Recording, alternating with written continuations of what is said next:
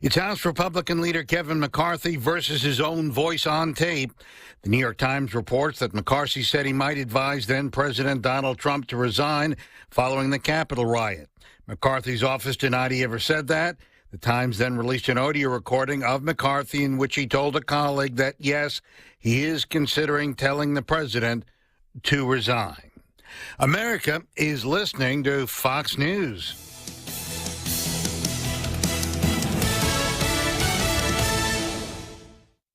Economists are warning that sanctions against Russia could cause unintended damage in America, triggering devastating inflation. As gas prices skyrocket, prices for everything could surge even higher, making the current 40-year record inflation look mild. Hi, this is Stephen K. Branden, and I urge you to take immediate action to protect your savings by opening a physical gold IRA with my friends at Birch Gold. I'm a Birch Gold customer myself, and they have my highest recommendation. Just text the word PROTECT to 989898, and they'll send you a free info kit on how to get started. In my opinion, gold IRAs are one of the best ways to protect your savings no matter what happens in America or around the world. And the best company to work with is Birch Gold. So text the word PROTECT to 989898 to get everything you need to know about protecting your savings with gold.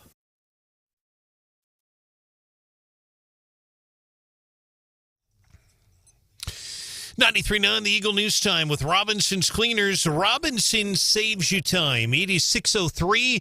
Right now we have 66 degrees in Columbia. It's going to be a warm day today. It'll feel like summer, a high of 84 degrees, sunshine. But we've got rain and a cold front coming in after that. Cloudy tonight with a low near 66. Your full forecast from meteorologist John Ross is coming up. I'm Brian Hauswirth. Good morning, everyone. Here's some of the stories that we are working on for you in this 6 o'clock hour. We begin with that home invasion. Columbia police need your help in solving Wednesday night's home invasion. It happened on Hyde Park Avenue, south of Grindstone Parkway. ABC 17's Lucas Geisler reports police responded originally to a shots fired call. A victim told police he was going inside the home when several people walked up behind him and forced their way in with a gun. The victim told police someone hit him with the gun. So far, no suspect information's been released. ABC 17's Lucas Geisler from our news partner at KMIZ. Columbia police detectives have confirmed that evidence is located that says that shots were actually fired here. A neighbor who was inside her apartment exercising tells ABC 17 her camera caught video of 3 suspects running away. She says there was a white vehicle waiting for them, sped off. If you have any information, you're urged to call Columbia Crime Stoppers, 573-875-TIPS. Meantime, felony trafficking charges were filed yesterday afternoon against the 2 men involved in Wednesday's crash on I-70 near Williamsburg that spilled 500 pounds of packaged marijuana onto the highway. Troopers say that marijuana could be worth more than $1 million. Callaway County prosecutors charging Victor Acosta, David Mora Navarro with a Class A felony. They are both from the country of Mexico, according to state troopers. The crash happening after their GMC slammed into the back of a tractor trailer in heavy rain. Then they were hit from behind by another tractor trailer. The Highway Patrol says there were so many packages of marijuana it took more than one patrol vehicle to transport it all to the evidence room. Our news partner ABC 17 quotes Navarro as telling troopers they loaded up the drugs in Oregon and were heading to the state of Pennsylvania. We have more on this story on our website. It is 939theeagle.com. The Missouri House has voted to give final approval to a bill. It provides $1 billion, billion with a B, in tax relief to residents. It provides a one-time tax credit rebate for Missourians who paid personal income tax in the state in 2021. Ashland Republican State Representative Sarah Walsh voted for the bill, and she tells Wake Up Columbia Missouri has a $1.8 billion surplus. This is a way that the budget chair's idea, Cody Smith's idea is, let's give people, there's people wanting to spend it here and spend it there and this, that, and the other thing. And his idea is let's give it back to the people. GOP supporters say the money will help Missouri families who are struggling to make ends meet right now with the rising cost of inflation. House Democrats oppose it. They say it doesn't help the poorest residents. They say the money should go to the people who are the most poor. Senate Majority Leader Caleb Branden says the bill faces an uncertain future in the upper chamber. A door monitor at Columbia's Rockbridge charged with disseminating private images is now on administrative leave. He is 30-year-old Paris Logan. He's charged with one felony count. CPS's Michelle Baumstark tells me that Logan has been employed as a door monitor at Rockbridge since January 2021. He's on leave while an investigation takes place. That's per district policy. And a Columbia man convicted of killing his neighbor, Sycamore Hills Road, north of town, gets sentenced today, 1:30 in court. He is David Myers from Columbia. News is brought to you in the 6 o'clock hour by AirServe Heating and Air Conditioning, airserve.com. 93.9 The Eagle News Time is 6:06.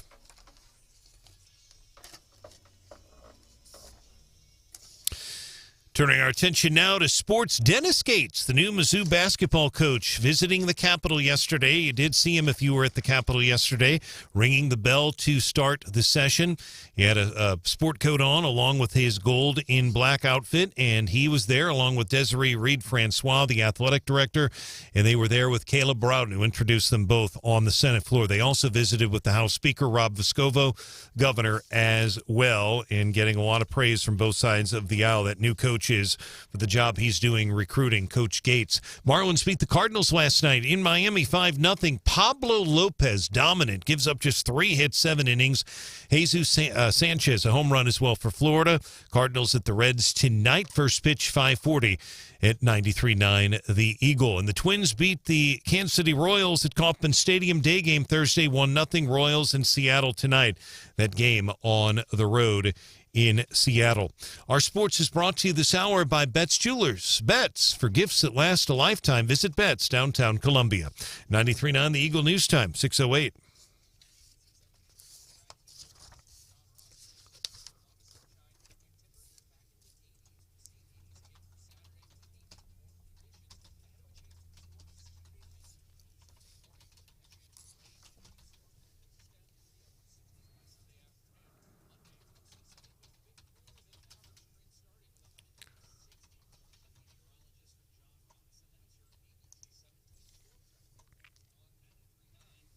All right, John, thanks so much. Again, clear skies in Columbia, 66. 608, 93.9 The Eagle, 93.9theeagle.com. Traffic with midmohires.com. Local companies are looking for local people. Roads are quiet here in mid-Missouri. If you want to report a traffic issue, 573-874-9390. We'll have more team coverage at 6:31. Breaking news immediately. I'm Brian Hauswirth, 93.9 The Eagle.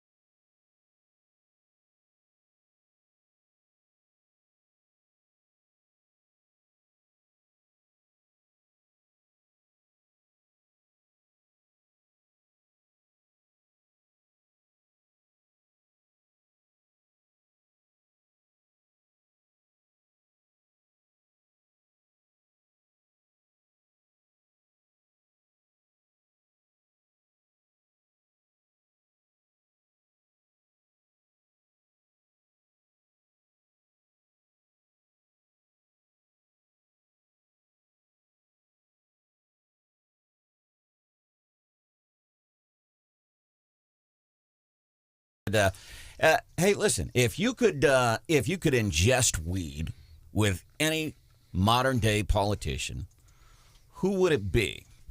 Tommy Chong's answer? Joe Biden. Oh, man, he needs to get high so bad. Oh, poor Joe.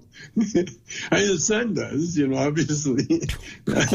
Hunter gets high, but Joe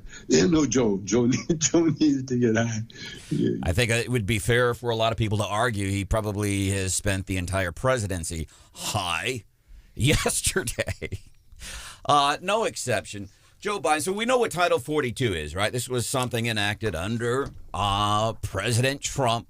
March of 2020 said, listen, we need to have the ability, these people trying to illegally come into our country, southern border, we need to have the ability to put these people back quicker while we're doing this. Well, Biden wants to rescind Title 42, and it's not for health reasons. It's because they want to groom more voters to vote Democrat. One of the best ways to do that is to hand out free books to kids in local schools that groom them for voting Democrat. And the other way to do it is to allow an influx of illegal immigrants. We've had a crush of them since January 20th of 2021. So Title 42, by the way, there's a lot of Democrats that are like, no, we need to keep this in place. Henry Cuellar from Texas is one. I think Kirsten Sinema, obviously, she could be a wild card. But there's a growing number of Democrats, especially from border states, saying, no, you can't undo this right now. You can't undo it. So you've got more and more people turning against Joe. And I don't think, and here's why I would argue, maybe he has spent his entire presidency high on weed. So yesterday, he's being asked about Title 42. And apparently he gets confused. On Title 42, sir, are you considering delaying lifting Title 42? No. So are you considering delaying Title 42? What I'm considering is continuing to hear from well, first of all, there's going to be an appeal by the Justice Department.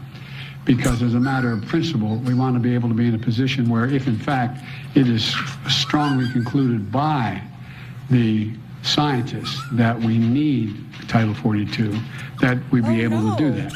But there has been no decision on extending Title 42. What? I thought he just misheard the question, but then he repeats Title 42 in the answer. He's conflating and confusing at the same time. That's a magical quality. Yikes. And to me, this goes beyond well, you guys pick on him because he stutters. This has nothing to do with stuttering. He's a confused old man. I get, and sometimes listen, and I know. As a matter of fact, I have earned a newish nickname on the show. JJ, Joe Jr. Because I forget and I do it and I get it. But to dive back and forth, Title 42. Well, mass mandates, Department of Justice, Florida judge, but we got to see what the science says about the... My goodness. He sounds like he's high. Maybe he did. So Tommy Chong was doing that interview, and when he was asked the question, what's the politician you want to get high with? He said Joe. That was an interview on Wednesday, 4/20. I bet Thursday, I think Tommy Chong went to the White House, and him and Joe lit one up. And then Joe went out and tried to talk. I would almost prefer that because then there's at least an excuse as to what happened. What happened? I was high, man. I was really high. Title 40 what? That would at least be an excuse instead of there being nothing wrong. But there is hope in that. Listen, we're seeing more and more Dems, whether it's people like Stacey Abrams refusing to campaign with Joe when he's in Georgia. It happened in another state. I think it was in Virginia somewhere.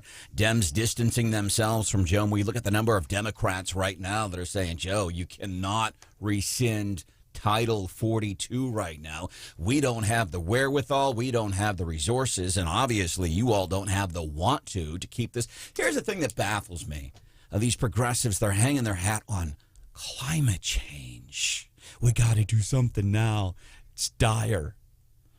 We have thousands of people illegally coming across our border on a daily basis. The feds are doing nothing to protect those local communities. That is a real issue. That is a real strain on resources from the United States. It causes problems, serious, real life, right now problems.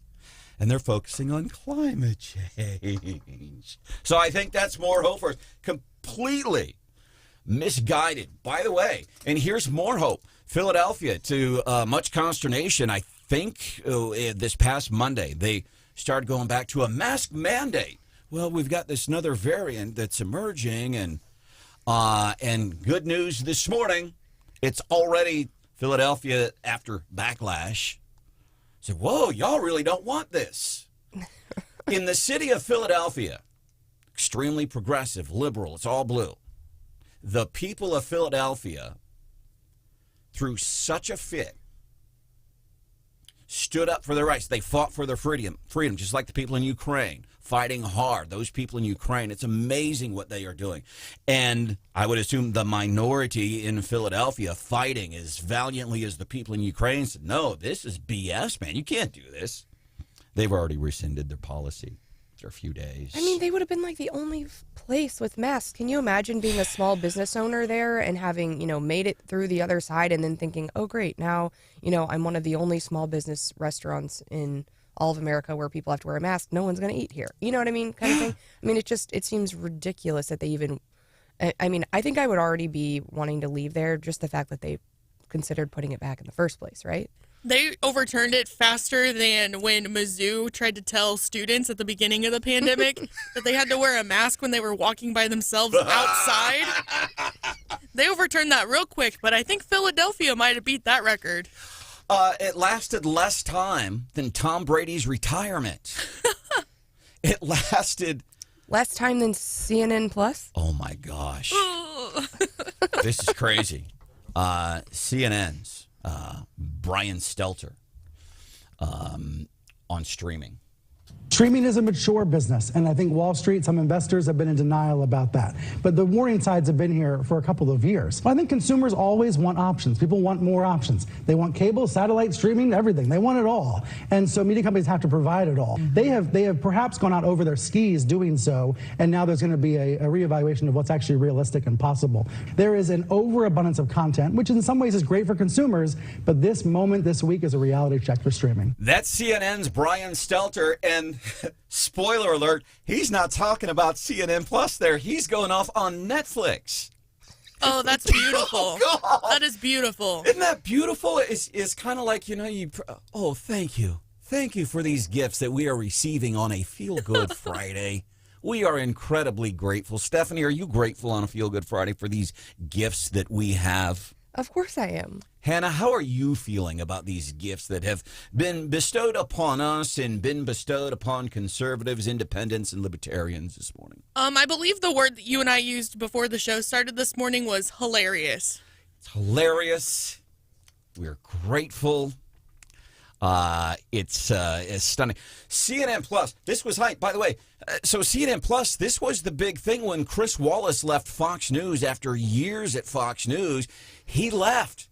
He left his gig at Fox News to go work at CNN Plus because, streaming is the future of TV. Streaming news, people will stream to pay for something that's news-related, despite the fact there are 87 news channels on basic cable anyway. CNN Warner Media CEO, which in effect owns CNN. This is Jason Kilar, April 8th. So this is just, a couple of weeks ago, talking about the power of streaming television. And you launch these things because they're in many ways the future of the business. The vision for CNN Plus has always been twofold, which is to have a standalone service for those folks that are interested in a news product like CNN Plus, but also have the ability to have it bundled into HBO Max. Yeah, see, but they apparently weren't. That was 2 weeks ago. This is the future, and people that will buy, nobody bought it. I mean, the numbers, sometimes we'll do TV ratings here just to give you an idea. Typically, bigger shows on Fox, 3 million viewers. CNN and MSNBC, CNN especially, never hits 1 million viewers in any show. I mean, their ratings are very, very poor. MSNBC, once in a while, will hit 1 million viewers. In Fox, 3 million. We do that just to kind of give you context on the news landscape. I think they were lucky to get 100,000 subscribers in this rollout. Sheesh. Well, and this is just me personally. I would never pay for news. There's so many other places you can get it for free on the internet. I don't know why you would ever want to pay money to subscribe to a news service. But I guess there's 100,000 people who disagree with me, so... But CNN is being very kind. They are going to allow the employees. By the way, they sunk in market development, market research, getting this to the streaming platform. They spent several $100 million for something that lasted a little bit longer than the new Philadelphia mask mandate. That's got to hurt. All that's got to hurt, man. And I don't understand. I think there's this... Progressives have an inability to read the room. You are here. You're an elected servant. You are to serve the people. You're not to do what you want to do, what you think is right because of your political ideologies. When you're an elected servant, you are to serve the people that you represent. And they're not getting it. They should have known. Why on earth would you ever go back to a mask mandate, even if things do get bad? Because science, follow the science. Masks do very little. The state that showed the most success, we have audio, MSNBC saying, you know what, Florida, Governor DeSantis handled it just right. One of the better states, one of the poorest states. You talk about the number of deaths, infections, the economy. California, one of the worst. MSNBC is telling us that. Well, you said they can't read the room, but they're really good about canceling, anybody who talks differently than them. So, like, for example, Twitter, they're in their own little liberal bubble because anybody that says anything that they don't like, they try to get canceled, and they do that in real life, too. And so they can't read the room, and they don't know what, regular folks like us are thinking because they only talk to each other, essentially. Gary, text 874-9390 says, good morning, guys. Elon Musk has all the SEC paperwork and money of $60 billion set up to take over Twitter. Twitter doing their ugly best to stop his free speech. Thank you about that. Ronnie, text, illegal immigrants coming into the United States is causing the planet to tilt because of the extra weight, therefore climate change. That's a reference to a longtime representative from Georgia who years ago was worried about the island of Guam. If they moved all the air bases to one side of the island, this Democrat lawmaker who people elected to put him, he was worried the island was going to tilt. Hannah, should we chat with David really quick before we get into the Daily DC Rundown with Stephanie Bell? David, welcome into the show. What can we do for you? Hey, look, country boy common sense. To get around a mask mandate, don't speak English. David, thank you for the phone call. Have a great feel-good Friday. Coming up, Daily DC Rundown. What do you got, Steph? Well, if I didn't live in Missouri,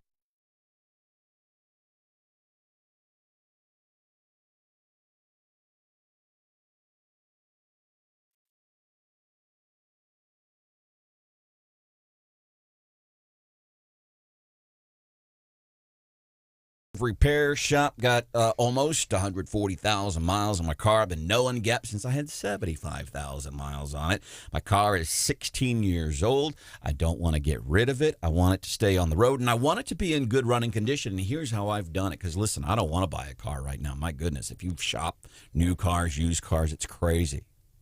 Gap's Automotive Repair Shop. They give me confidence, not even so much about the car, really. They keep it running. They say, hey, you ought to do this, you ought to do that. And you've got this, but you don't need to really get that fixed right now, but something you could be thinking about. And then they'll say, wait, Branden, and this is what Gus and Paula at Gap's Automotive Repair Shop will say to me. They say, you want to keep this for a while, right?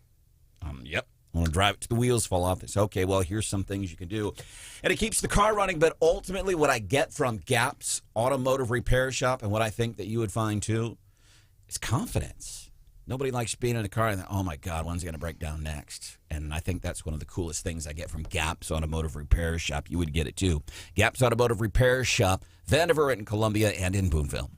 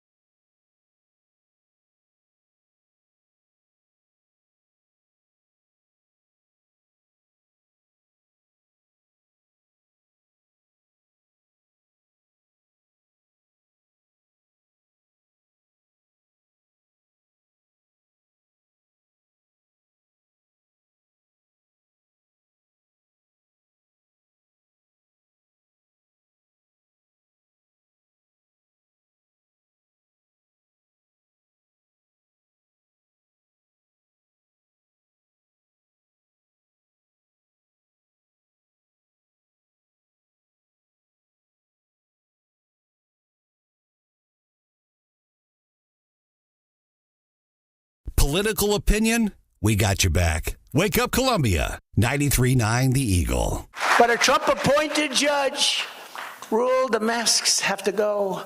But already they're starting again because they want to have masks and mandates for the next election. That's Trump, of course, talking about the thing with the masked Florida judge, and now Joe wants to appeal. That's getting us into today's Daily D.C. Rundown. And Trump, the name Trump on the tongues of a lot of folks in Iowa this morning. Trump hasn't said whether he's going to run in 2024, but if I was to move to any other state but Missouri, I would definitely move to Iowa as like a political nerd. So Mike Pompeo has already been there. I'm serious. No, I get it from the political aspect. I would. Iowa? Yes. That's flatter than, well, besides Kansas and Nebraska and maybe the Dakotas. Iowa, okay, I'm It's a listening. hotbed for political activity, so Mike Pompeo has already been there 5 times. Nikki Haley is planning a statewide trip this summer. Mike Pence is expected to visit this weekend. And so everyone's already gearing up for 2024. No one's really deterred by Trump's, non-committal for 2024, and they're just forging ahead with potential runs. So a very exciting place to be right now, Iowa. Iowa, and that's where Stephanie Bell would want to move to. What's not an exciting place to be? Anywhere near Kamala Harris. Apparently, her chief of staff, deputy chief of staff, national security advisor, and spokesperson have all left in the last recent times. By the way, audio of a phone call between Cheney and Kevin McCarthy out there. It's not that big of a deal. We'll explain that coming up at 6:50.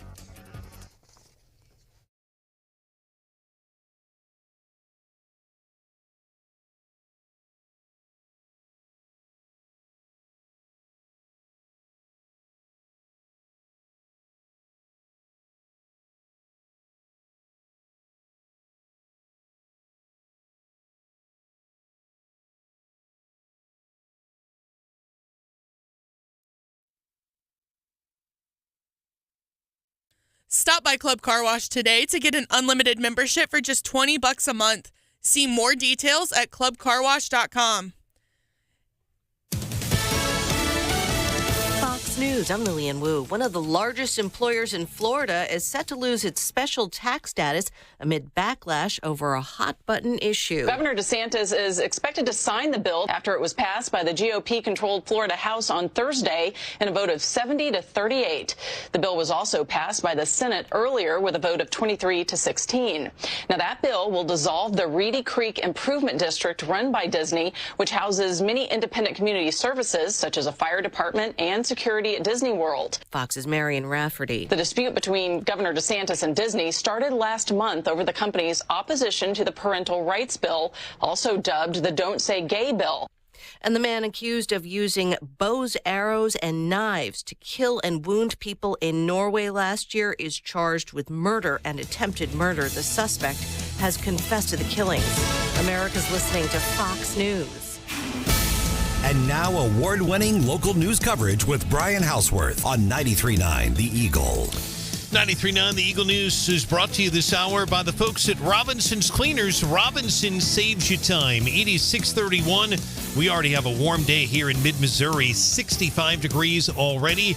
Our high today around 84 degrees. Good morning, everyone, and here's some of the stories that we are working on for you in this 6 o'clock hour. A convicted Columbia murderer will go before a judge today to be sentenced. His name is David Myers. He was convicted in March for the June 2020 death of his neighbor on Sycamore Hills. Now, Myers and his attorneys say that this was self-defense. He did testify during the trial he killed Anthony Lockwood in self-defense.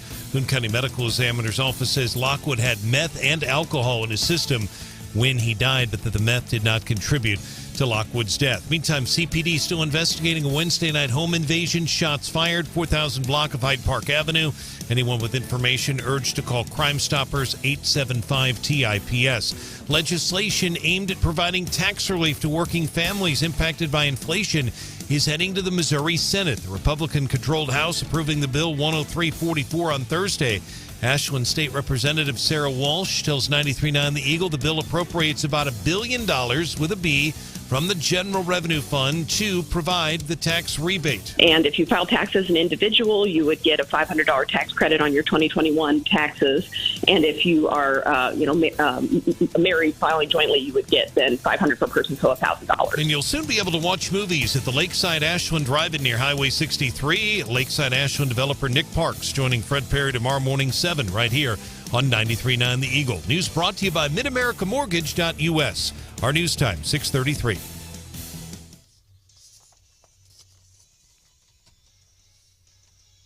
In sports, Marlins beat the Cardinals last night in Miami, 5-0. The final score there at the Lone Depot Stadium. They've constantly changed the name down there, just like they do the football stadium, but that is the latest name for the stadium in Miami. Marlins win it 5-0. Florida pitcher Pablo Lopez dominant, giving up 3 hits in 7 innings. Jesus Sanchez also hit a home run for Florida. The Cardinals are at Cincinnati tonight. First pitch 5:40 at 93.9 The Eagle. And, of course, 4:40 is our pregame. For those of you who want to hear Dr. Tobler, you can hear him in his entirety on News Radio 950 KWS for both hours, and also 939theeagle.com, and certainly the first 40 minutes of the show right here on your radio, 93.9 The Eagle. Twins beat the Royals yesterday at Kauffman Stadium 1-0. Zach Greinke pitched great. Didn't get any help, though, offensively. Again, the Royals lose it 1-0.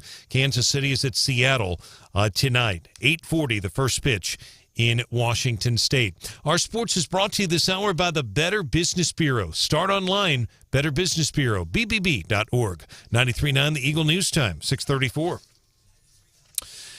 And at 6:34, our traffic check is with MidmoHires.com. Local companies are looking for local people. MidmoHires.com. Find a job, post your job opening today. Roads are pretty quiet here in mid-Missouri. If you want to report a traffic issue, you can give us a call or a text.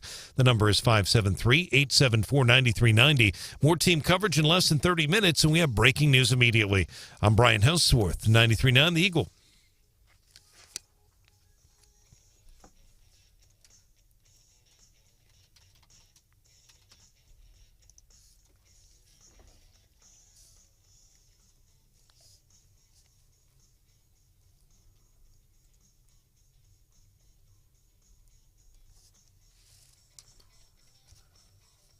Democrats don't seem to like guns. I think it's because the government doesn't give them away free.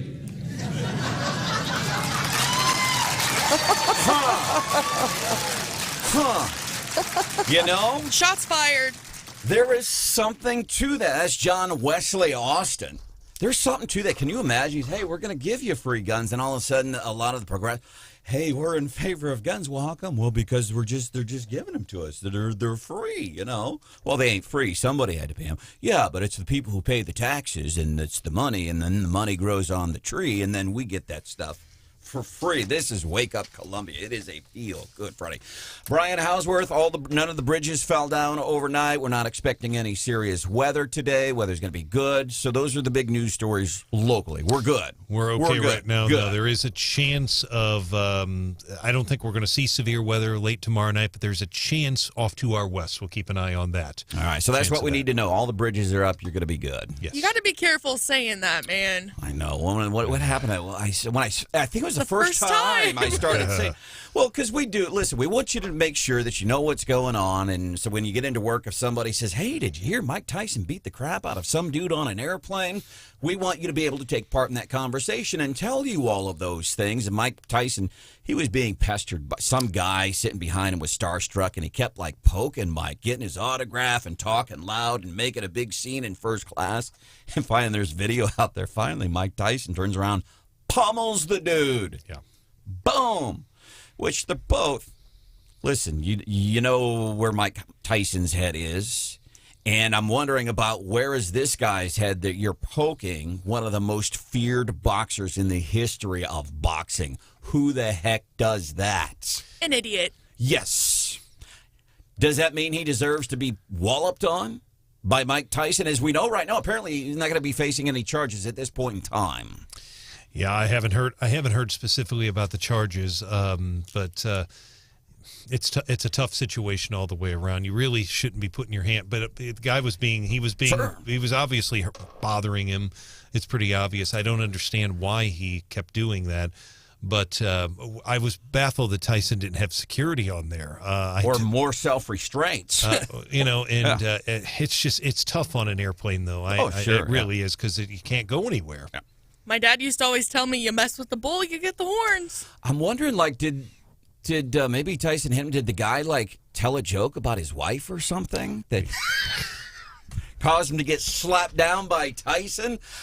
This is Stephanie Bell. Big event yesterday in Ashland. Yeah, there was the Southern Boone Chamber Community Leaders Breakfast. I think maybe I got that title right.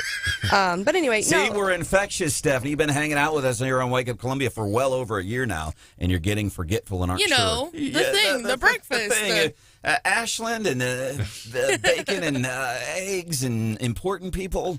Well, it's an annual event, and lots of folks from the Ashland community were there, so it was good to see everybody. But they had someone from the Missouri Office of Workforce Development just talking about workforce issues, which seem to be a hot topic for all businesses. And then also the folks from Rankin were there, kind of giving an update. And so it's a really exciting time to be in Ashland, and it was good to hear just the latest. Matter of fact, tomorrow morning, 7 o'clock, Columbia Roundtable, Fred Perry, Inside Columbia Magazine, which, by the way, man, you should be checking these out. Went and stopped by my doctor's office yesterday, Dr. Sanssouci, and they had some of those out. They also had some of the Inside Columbia Magazine's break time off, kind of where Stadium ends there at 63 by Cheerleaders, Taco Bell, and all that. They've got the Inside Columbia Magazines there. CEO Roundtable, which is hosted by Fred Perry, Inside Columbia Magazine. Had Nick. He's going to have Nick Parks on tomorrow, and apparently this thing with the big development in Ashland is coming together. It really is a big deal, Branden. Stephanie knows this probably better than anyone for seeing it, but you can see it growing up literally right there on Highway 63, and it's been very visible. It's a huge development. They're looking at a zip line. Mr. Parks will join Fred. He made it very clear they picked Ashland for a reason. They could have done this in Columbia. They picked Ashland. He'll explain why. He's also going to talk about they remodeled Shiloh. There's a lot of things he's going to talk about downtown. That's with his sports bar and grill. And one of the things, Branden, that you talked about last weekend, he's going to talk about the program on the program tomorrow, and that is the portable lighting downtown aimed at helping people to become safe. Mr. Parks will weigh in on that issue as well. So, again, things continue to roll in Boone County's third largest city. Second largest city, and we're always talking on the show about stepping up and taking part in your community. And I would remind people that our mayor vacated a ward seat, so the west side of Ashland, Ward 3, is vacant, and the city is soon going to appoint someone. So if you're interested in stepping up, do you have to live in Ashland? You do. Okay. Yeah, but you can take a look at the map. But if what you're a buzzkill, rules and stuff, man. But someone will be appointed to that seat. That's how I initially got into the seat that I am holding. But we always encourage people to serve their community. Stephanie Bell, you can, by the way, you can watch the show on our YouTube channel. Go to 93.9 The Eagle. People put it up on their smart TV and doctor's offices and things like that. She's a super mom. She is an attorney. Brian Hauswirth, our news director. And Hannah, that is my dear, sweet Hannah. She is now 22 years and 1 day old. Happy birthday. Hope you had a great day yesterday. Were you? I did. Let me ask you, this did not even occur to me. Oh, boy. Between me and you, were you bothered that Stephanie was not here yesterday for your birthday? Only once, and it was when I made a Taylor Swift reference, and you didn't get it. I didn't get the Taylor Swift 22 reference. I was so sad to miss your birthday. No, Steph, I told Branden first thing yesterday morning, I'm like, it's my Taylor Swift year. And he went, ha. I said, you don't know what I'm talking about, do you? No. So what's the reference? Taylor Swift has a song titled 22, and one of the lyrics is like, I'm feeling 22. So it's just my Taylor Swift year. Oh. Has she done a song called 52 yet? No. Because then I might understand that. That's Hannah. Centralia, born and raised. My name is Branden Rathert. Glad you could be here. 874-9390. 874-9390. Wanted to get into this before. What do you think about what Ron DeSantis? Well, and actually, it's not Ron DeSantis who did it. It's the elected. It's a legislative body. People are criticizing Ron DeSantis for doing this. Now, ultimately, he would sign it. But again, this is what the progressives do. Oh, Ron DeSantis, he's doing this thing that will take away the Reedy Creek Improvement Act for Disney, which basically is its own governing body, in effect. Ron DeSantis isn't doing it. The legislative body who were elected by the millions of people that live in Florida elected those people. But the reason I'm asking about that is because, so when I lived in Florida, we had no income tax, and it's great. They get you other ways. Sure. Oh, great, no income tax. Yeah, well, you want to get your car license? Guess what? It's going to be a lot higher than, let's say, in Missouri. But the other cool thing that Florida doesn't do, that still confounds me to this day, that I have to go and pay taxes on something that I own, a car, because I own it. That just blows me away. But one of the reasons when I was starting to figure out how come we don't have to pay income tax, it's largely due because of the tax revenue generated by Disney properties in Florida. And I'm wondering about this whole thing because people are saying, well, Ron DeSantis he's holding Disney hostage and he wants them to do what he wants them to do is leverage, and he's taking away their freedom of speech. They were speaking in favor of the LGBTQ rights and all this stuff. And Ron DeSantis says, okay, well, I have freedom of speech too. Our legislative body also has freedom of speech. What are your thoughts on that? I think it's crazy the swiftness with which it happened. And I think, I've been hearing lots of speculation about, like what you said, the tax burden, that the folks that live there and live around there are going to have to make the difference up somehow. And then things like, you don't think about it, but I guess Disney without the government can like throw up a new roller coaster or a new building without having to go through like a P&Z or any sort of like local approvals. And so, I don't know that they've had the time to study all of the implications of how this change might happen. I mean, I love DeSantis, and I love the fact that he's just like, you know what, Disney, we're going to go toe to toe. I love that aspect of it. I worry, I also am a government, a student of government. I like good government practices, and I hope that someone in that state has a better handle on the implications of doing that than what's been reported so far, I think, in the media.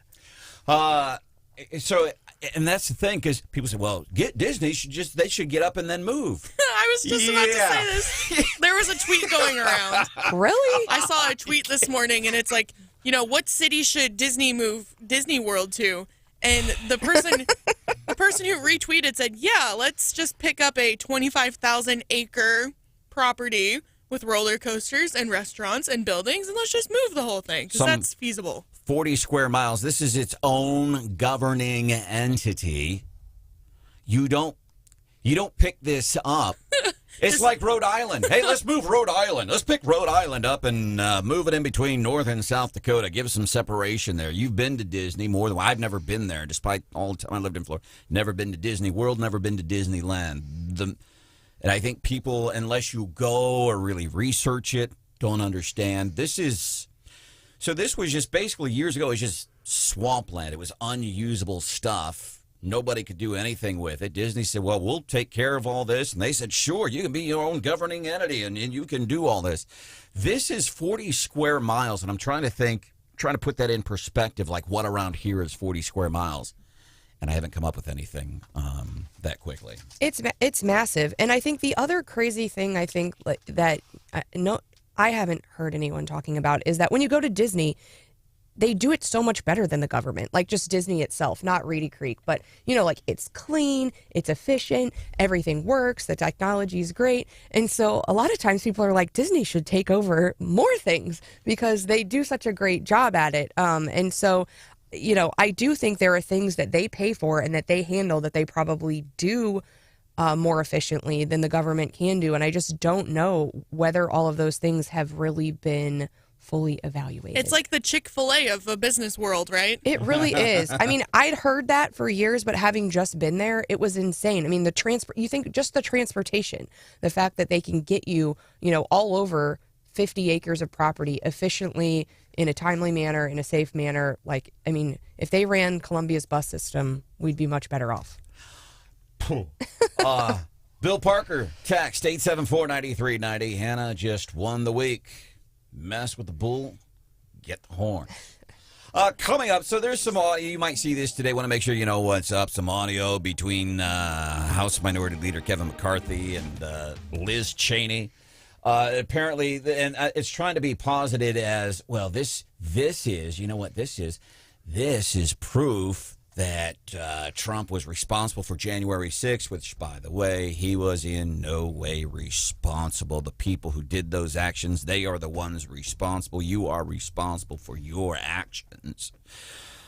So we have the audio and really what this is all about. Rudy Giuliani, Masked Singer this week, had fun with some of that audio yesterday, but I failed in not doing him actually singing the song that he sang. That's what I was waiting for yesterday. I know, and it's my bad, and I pulled a JJ there. JJ. Oh, Joe Jr.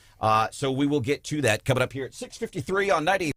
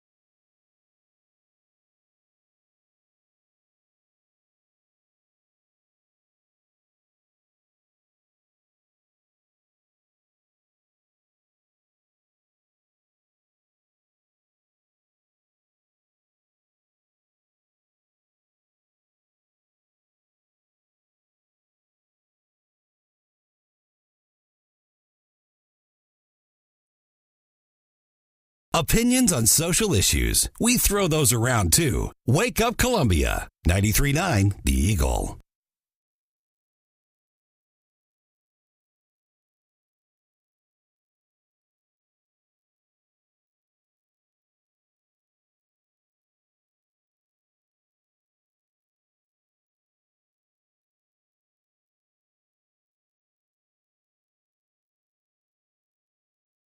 And right now, here to perform Unmasked, Oh my goodness. Once and for all, the artist formerly known as the Jack in the Box.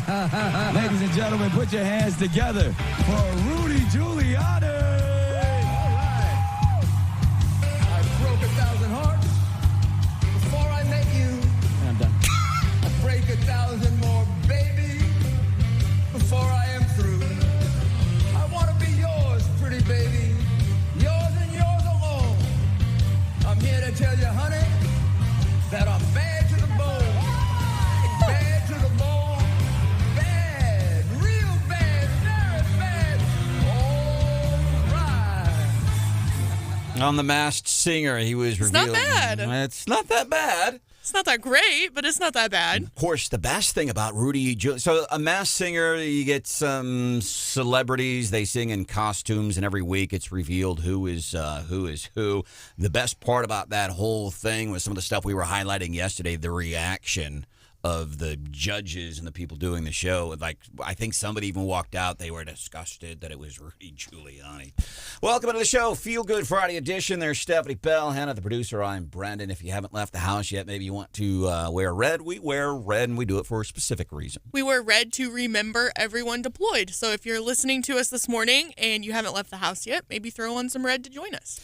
Want to let you know, so you might hear this today because some of the progressives are, oh my gosh, you hear this phone call between Liz Cheney and Kevin McCarthy would Trump resign, and this has to do with January the 6th. So here's the question. Liz Cheney talking to Kevin McCarthy. I guess first a question, when we were talking about the 25th Amendment resolution, and you asked if what happens if it gets there after he's gone, is there any chance, are you hearing that he might resign? Is there any reason to think that might happen? So that's Liz Cheney, of course, obviously the Republican who's been a thorn in Trump's side for a long time. She's the daughter, yes, or is she the granddaughter or the daughter? She's got to be the daughter of Dick Cheney. She is the Republican senator from Wyoming, so she's asking Kevin McCarthy, minority leader. Here's his response to that question. My gut tells me no. I'm seriously thinking of having that conversation with him tonight. I haven't talked to him in a couple days. From what I know of him, I mean, you guys all know him too. Do you think he'd ever back away? But what I think I'm going to do is I'm going to call him. No, it'll pass the House. I think there's a chance it'll pass the Senate even when he's gone.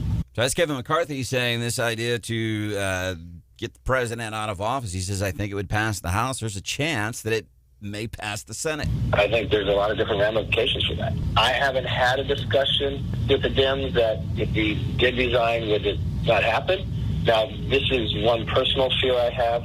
I do not want to get into any conversations about Pence parting, anything like that. I mean, the only discussion I would have with him is that I think this will pass, and it would be my recommendation we should resign. Saying it would be my recommendation that he could resign. So this basically is what this is. If you hear about this, see people making a big deal out of it, you know what it is? It's just playground politics. He said, she said. Did McCarthy say that about Stephanie? Did you hear what Hannah said about you yesterday?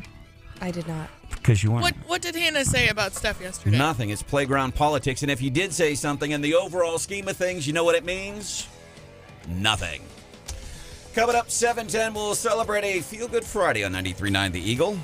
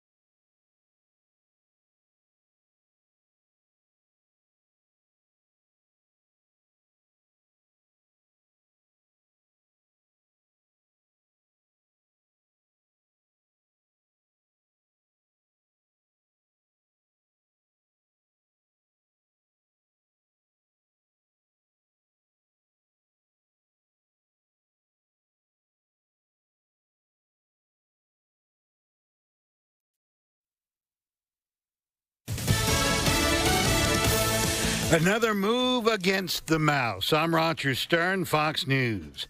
The Florida State Legislature passing a measure to end Disney World's self-governing status. Governor DeSantis is expected to sign the bill that will strip Disney of its special tax status after it was passed by the GOP-controlled Florida House on Thursday in a vote of 70 to 38.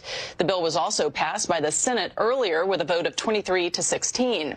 Now, that bill will dissolve the Reedy Creek Improvement District run by Disney, which houses many independent community services such as a fire department and security at Disney World. Democrat state representatives were heard chanting in protest after the bill passed. The dispute between Governor DeSantis and Disney started last month over the company's opposition to the parental rights bill, also dubbed the Don't Say Gay bill. Fox's Marion Rafferty.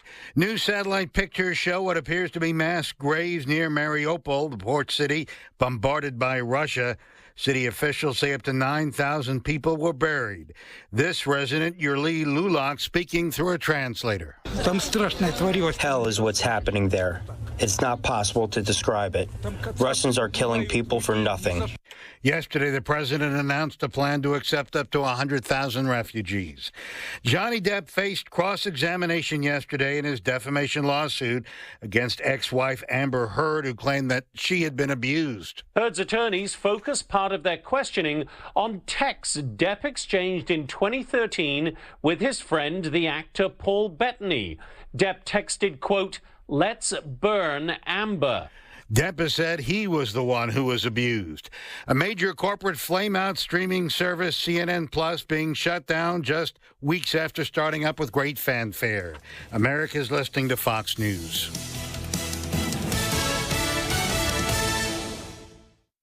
Economists are warning that sanctions against Russia could cause unintended damage in America, triggering devastating inflation. As gas prices skyrocket, prices for everything could surge even higher, making the current 40-year record inflation look mild. Hi, this is Stephen K. Branden, and I urge you to take immediate action to protect your savings by opening a physical gold IRA with my friends at Birch Gold. I'm a Birch Gold customer myself, and they have my highest recommendation. Just text the word PROTECT to 989898, and they'll send you a free info kit on how to get started. In my opinion, gold IRAs are one of the best ways to protect your savings no matter what happens in America or around the world. And the best company to work with is Birch Gold. So text the word PROTECT to 989898 to get everything you need to know about protecting your savings with gold.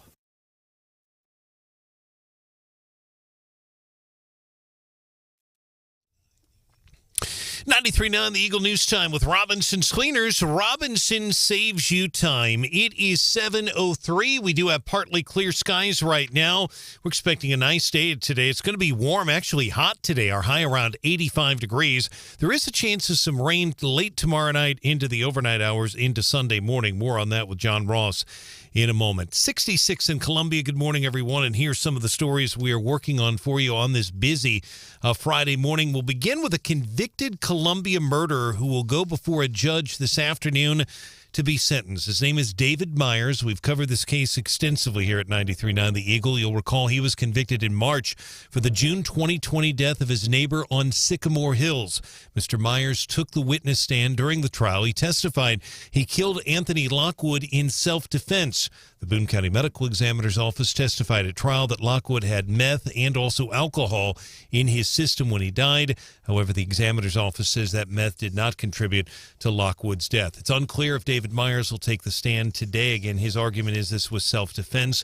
He has been convicted of second-degree murder. He faces a life prison sentence in this crime. Columbia police need your help in solving Wednesday night's home invasion on Hyde Park Avenue at south of Grindstone Parkway.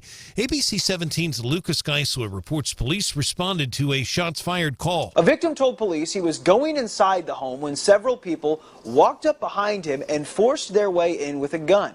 The victim told police someone hit him with the gun. So far, no suspect information's been released. ABC 17's Lucas Geisler with that report. A neighbor who was inside her home exercising on a treadmill telling ABC 17's Layla Mitchell that her camera caught video of 3 suspects running out of the house, going to a white car that sped off nearby. If you have any information on the suspects, you're urged to call Crime Stoppers. 573-875-TIPS is the number to call. Felony trafficking charges have been filed against 2 men from the country of Mexico after Wednesday's crash on I-70 near Williamsburg. It spilled 500 pounds of packaged marijuana onto the highway. Prosecutors charging Victor Acosta, David Navarro with a Class A felony. Our news partner ABC 17 quotes Navarro as telling troopers they loaded up the drugs in Oregon. They were heading to the state of Pennsylvania. The Missouri House has voted to give final approval to a bill. It provides $1 billion in tax relief to residents.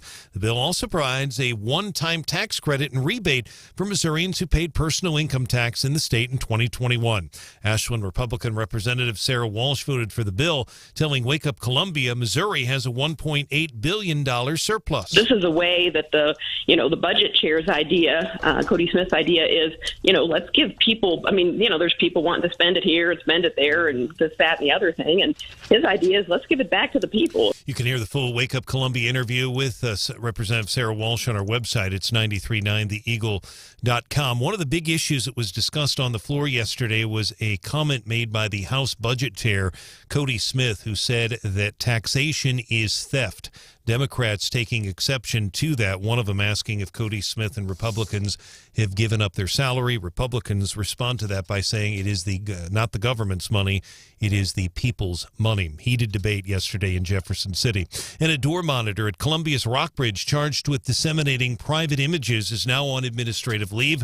Per CPS policy, 30-year-old Paris Logan charged with 1 felony count of non-consensual dissemination of private sexual images. He's on leave while the investigation takes place per district policy. That's according to CPS's Michelle Baumstark.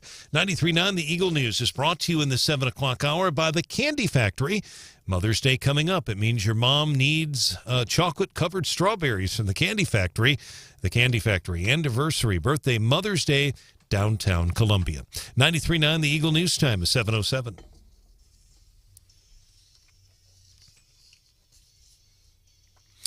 In sports, Missouri lawmakers in both chambers and residents visiting the Capitol in Jeff City saw some special guests yesterday. Missouri Senate Majority Leader is excited about the future of Mizzou athletics with new basketball coach Dennis Gates, athletic director Desiree Reed-Francois, and football coach Eli Drinkwitz.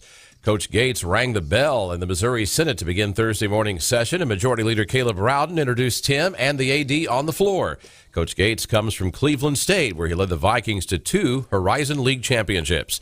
Don Luzader, 93.9 The Eagle. Don, thank you. Marlins over the Cardinals last night, 5-0 in Miami. The Cardinals are at Cincinnati tonight. First pitch 5:40 here on 93.9 The Eagle. Your home for Cardinal baseball in mid-Missouri. Twins over the Royals at the K yesterday. Kauffman Stadium 1-0. Royals at Seattle coming up tonight. 93.9 The Eagle News time, 7:08.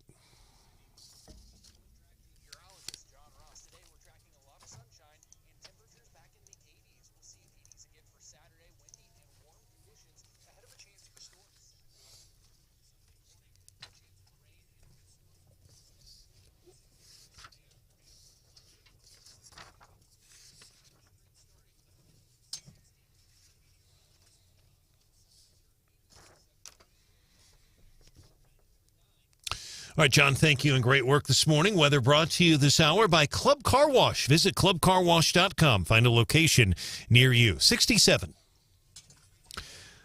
Traffic check with MidmoHires.com. Local companies are looking for local people. MidmoHires.com. Find a job or post your job opening today. Roads are pretty quiet here in mid-Missouri. Want to let everyone know there are several thousand people extra in town today here in Columbia. You've probably seen the jackets. If you've been out anywhere eating or at anywhere, you've seen the jackets. Trust me, they're everywhere here in town. FFA convention is going on here in Columbia, 94th annual convention.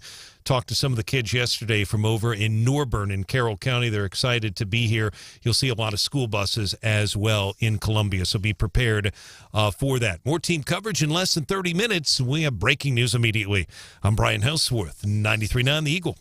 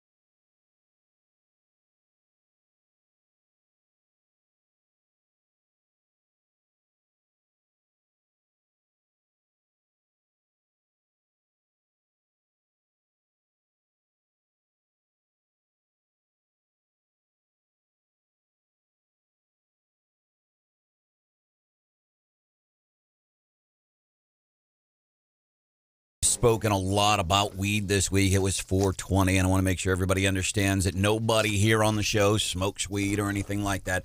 Time to time when we get to, because listen, it's going to be legal in Missouri on a recreational level even, and it's only been legal medically for a very short time, and it will be legalized recreational. There's no doubt about that. But sometimes people get, they get offended. Well, you guys are laughing and joking about marijuana, and yeah, we are, and that's exactly it. Laughing and joking. But there has been a lot of, like, every day this week because of legislation in Missouri, because of 420, and because Tommy Chong saying in an interview, I think the question was, who's the politician you would like to get high with? And he said it was Joe Biden. And you hear statements like this yesterday, and you would probably swear maybe that's part of the thing. Maybe he's been on the weed for a long time. Joe is being asked a question by a reporter yesterday about Title 42. This was enacted under Trump. Said, hey, listen, right now you're trying to come into this country illegally at the border. We don't have to, we'll just turn you away quicker. We'll do that. Joe wants to rescind that because they're going to need a whole bunch of voters to turn Democrat in 2024 for the presidential election. So let's get all these folks in. Let's get them registered to vote, and they'll vote for us because, we just hand stuff out left and right. So the question is about Title 42. The problem is, Joe, and I think this is beyond confusion now. And you can look at the whole history of the gaffes and the mistakes. But this is beyond confusion. I hear this, and I'm anxious to hear your opinion. I hear it. He's conflating. He simply does not know what he is talking about. Title 42, sir, are you considering delaying lifting Title 42? No, what I'm considering is... So he's being asked about Title 42, the border. That's the question. Continuing to hear from first of all, there's going to be an appeal by the Justice Department. Well, and at this point, it sounds like maybe he just didn't hear the question correctly. Maybe he just misheard. And he's thinking, okay, I'm talking about something else.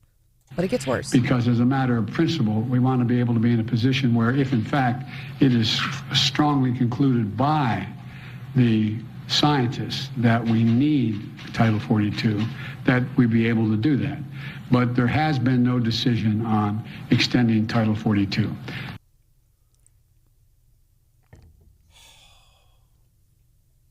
That guy's the president of the United States. So that's beyond confusion. Hell, that's beyond being high. Oh, I'm confused, all right. It's confounding and confusing. He's conflating two things. And it's not, to me, he's not mixing that up. He's stoned. That's what I would like. He's just stoned. He doesn't know. That's the president of the United States of America. I have no idea. By the way, another reference to drugs recently. I think what happened for Netflix for a while, they were high on their own supply.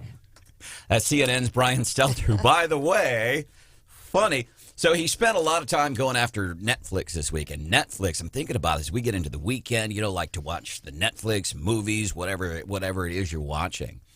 Netflix is having issues. And that's the thing. Listen, this stuff goes corporate, and everybody's got to be beholden to stockholders. Let's make money, and that's it's sad what happens. You can see that in all industries, and I'll use radio as an example. You look at the Zimmer Radio Group, for example. Local owners, stations in Missouri. This is local, and you can look at other radio groups that are not local. They have shareholders, and you hear the product that's being putting out there, and it's crap. And people know that as we look at the polls, or some people call them ratings. But that's what happens when things go corporate and everybody's worried about the money and not worried about the product and not worried, the bigger thing, not worried about the people they serve. We serve you, the community. We serve Callaway County, Cole County, Montauk County, Randolph County, Columbia, Fall. We serve you. But when it gets corporate, they don't serve you, the listener, and it reflects that. They serve corporate shareholders. And that's what happens with big business, too. Well, and I'm a big free market girl, so it actually, I like this. The fact that, there are other people coming into the space offering maybe better products, things that people are interested in. And that's what happened to Netflix. They're losing subscribers because they've got these competitors coming into the market. And I think it speaks to just free markets and competition. And I think it also, we've talked so much, and I've said this before, we talk so much about big tech. And there are people saying, oh, no one can ever compete with the big boys, and Parler and whatever, Trump's social media thing, will never be able to knock off, the mainstream social media platforms now. But if you recall, Netflix has always been the big boy. They were the ones that originally took out Blockbuster. They were the innovators. And now they're being challenged by other people who have kind of figured out how to do it. They're offering additional content. And, how many streaming services are there now? A ton. And Netflix is going to either have to up its game, which I think is a good thing for all of us, or it's going to go away. Or they need to crack down on theft. Because that's seriously, show of hands. Now, I don't have Netflix, but people I know, it's not even a thing. Oh, let me get you. All right. But let's go back to that because but they're getting hurt by other competitors. If you don't think people are also sharing their Disney, that's a problem among all the services. So they're sharing Disney Plus passwords, they're sharing ESPN, and those folks are picking up Steam and picking up subscribers. So that's not a problem isolated to Netflix. Except the difference is you're talking about the scale of Netflix compared to these other ones, and that's why it is key. Because other people, we steal passwords for everything. It's an excuse. They don't want to admit that they're being kind of out competed by their competitors, and they're saying it's your fault, Branden. Stop stealing. How? And I get some of that. We'll make fun of this, but how are they being out competed by CNN Plus? No. No. CNN Plus, by the way. Ended as long as Tom Brady's retirement or shorter? Shorter. Shorter than CNN? No, Tom Brady's was shorter, sorry. Tom Brady's. Yeah. So CNN Plus lasted a little bit longer. This is kind of a big deal for it. Chris Wallace left Fox to go work at CNN Plus, streaming service that was up. They, by the way, hundreds of millions of dollars in dumped into this, and it's done already. So how is Netflix being out competed? I think content wise, before if you wanted streaming, you had to go to Netflix, but now you've got all of the Amazon and HBO and Disney. They've all got their own content, and there are certain shows that are very popular that you can't get on Netflix, that you can only get somewhere else. So if I'm looking and I'm thinking, well, I really want to watch Yellowstone, I think that is on a different platform. And so I think in that way, they're losing out based on content. So it's kind of where it's become more niche. I can go to Disney Plus and get specific types of programming, but I can go to Netflix and get everything. But you can't get everything on Netflix now. So, for example, Branden, Netflix used to have a bunch of Disney stuff, a bunch of TLC stuff, and both of those companies started their own streaming platforms. So Disney pulled all of their titles from Netflix, so you cannot get any Disney things on Netflix anymore. You have to go to Disney Plus. Same with TLC, they pulled all of their stuff from other streaming platforms, and it's Discovery Plus or something like that. And so all that content is no longer on Netflix anymore. But I go to Disney Plus and I can't get stuff that's on Netflix either. Right. All right. So it's kind of, again, we'll use the radio analogy. It used to be back in the day, radio stations programmed in block form. From, 6 to 9 in the morning, you'd get talk. And then 9 to noon, you'd get top 40. And then noon to 3, you'd get country. Right? And that's how a lot of radio stations, that's what they did. And they called it block programming. And then somebody successfully, like we're seeing now with some of these streaming services, somebody said, well, let's just take what that station is doing from that noon to 3 block and let's just play country music all day. And at the time, people were like, well, that's not going to work. You got to offer variety. And then from 7 to midnight, we'll play top 40 music. And another station said, well, let's just play top 40 around the clock. So they're finding their niches. Yeah. And and theft. And theft. But the beauty of a service like Amazon is you really can go to Amazon and, get basically whatever you want. And the problem with streaming right now is they've siloed themselves out. And you have to kind of self-select unless you have unlimited funds to, what kind of content you want. But I do think it speaks to, free markets. And I think if someone was successful enough to come in and negotiate the right contracts and pay the right price and go back to what Netflix used to be, where you could go to one-stop shop and get all of the content, I think that person will ultimately end up successful in the market. I canceled this from Kevin, 874-9390. I canceled my Netflix because prices are going up. If they would just lower the prices, I believe there'd be more people willing to do a subscription because they keep increasing the prices. They keep losing more people. So if we're talking about the theft, there's probably more people that are watching Netflix that we know of. It's just they're not paying for it. Well, and Netflix has suggested when their stock price tanked that they might do that they might offer a lower price. And we've seen other folks, I think like the Apple was going to offer like a super cheap iPhone. A lot of folks have been trying to find a way to bring the price down of their products. And I think Netflix's proposal was that they would have like an ad version of Netflix. And I don't know. And anyway, that's the other thing. And then they would offer a lower price to some folks, and maybe that would help them. So Netflix is talking, well, we could do commercials, which I remember years ago when cable back in the 70s, when cable became a thing, people, oh, you mean TV with no commercials? And people ate it up. And then cable eventually morphed into, well, now we have basic cable where you're paying for it and you have to watch commercials too. And that infuriated me back in the 80s. 874-9390. Clay, got about 30 seconds, man. What can we do for you, bud? Well, good morning, Eagle Good Crew. morning. This won't take 30 seconds at all. I had a revelation yesterday when I was trying to find something to watch on Netflix.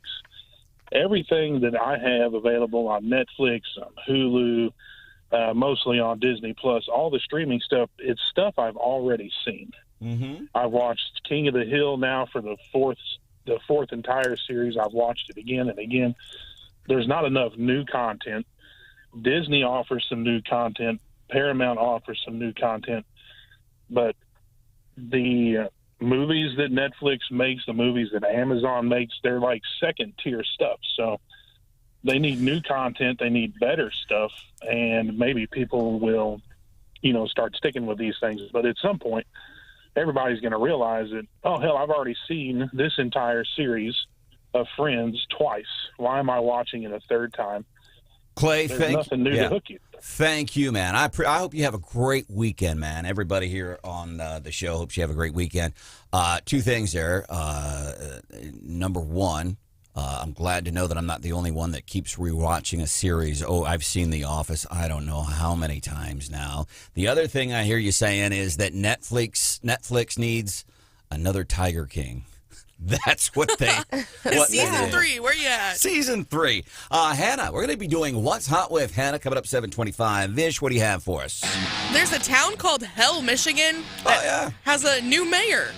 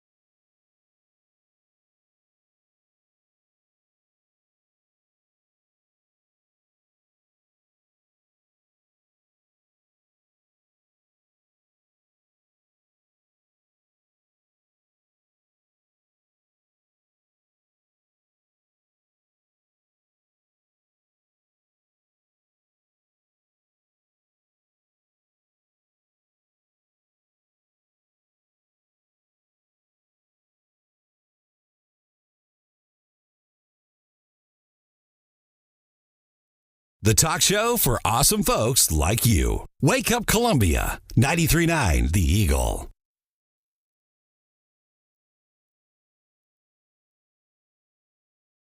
$7.28. So we're going to Hell, Michigan, who apparently you can pay them $100 and they'll swear you in as mayor for a day. And apparently that also extends to cats, because Jinx the black cat is going to be mayor this Sunday in Hell, Michigan. And Jinx is not your average looking cat. I posted pictures to the Wake Up Columbia Facebook page of this cat. Jinx has huge eyes and huge feet, and she has over 500,000 people following her on social media across Instagram, TikTok, and Twitter. That can't be real. I just looked at the picture. No way. Yeah. Wow. It's like a weird-looking cat, but she is going to be mayor for a day in Hell, Michigan. And I guess the town even does like a fake impeachment trial when you pay to be mayor for a day, and they like impeach you at the end of the day. I think it's great. Yeah, they have a sense of humor about themselves. We used to, years ago when I was in Top 40 Radio and playing all the hits that matter, we would do this bit where in the summertime we'd call, is it hotter than hell? And we'd give away tickets to hockey games or whatever, and we would call Chamber of Commerce Hell, Michigan. They'd give us the tip. Coming up before 8 o'clock, another episode of Psaki v. It's Chris Wallace this time. It's not Fox's Pete Ducey.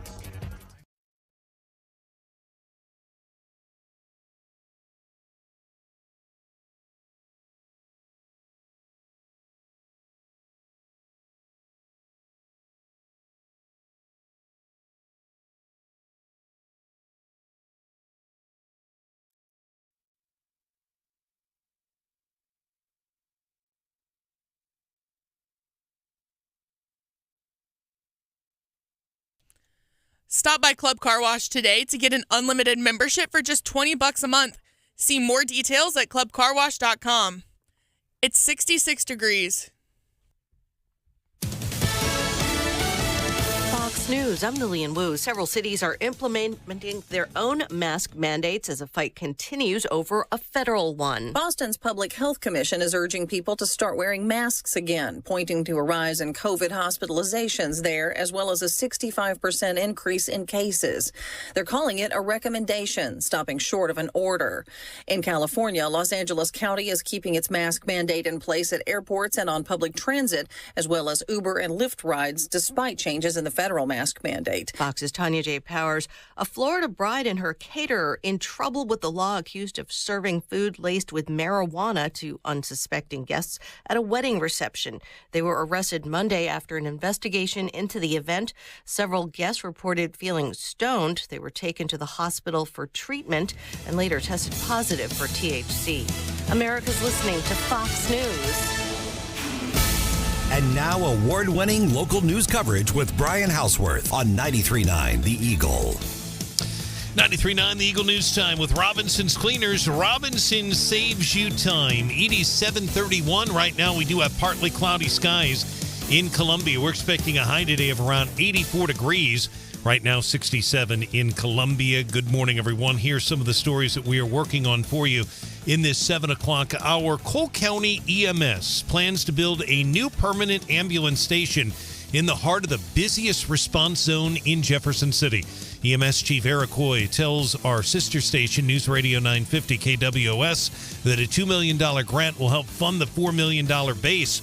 It'll be across the street from the Cole County Jail. This area is our most densely requested call volume area. Putting another ambulance downtown will create duplication of services, really allow us to meet that call volume and respond to the eastern side in the downtown Jefferson City area. Downtown Jeff City and Points East have the highest call volume for Cole County ambulances. Meantime, Mizzou's new basketball coach hitting the ground running, not just on recruiting, but he's also visiting with state lawmakers in Jefferson City. Coach Dennis Gates ringing the bell to begin Thursday morning's Missouri Senate session in Jefferson City. Senate Majority Leader Caleb Branden introducing Coach Gates, Mizzou Athletic Director Desiree Reed-Francois, on the floor. Much more, 939theeagle.com. Columbia Police continue to investigate that Wednesday night home invasion. Shots fired, 4000 block of Hyde Park Avenue, south of Grindstone. No arrests yet. You'll soon be able to watch movies at Lakeside Ashland near Highway 63. Developer Nick Parks joining Fred Perry tomorrow morning 7 on 93.9 The Eagle CEO Roundtable. News brought to you by Willett Dental Associates, WillettDentalAssociates.com. Our news time, 7:33.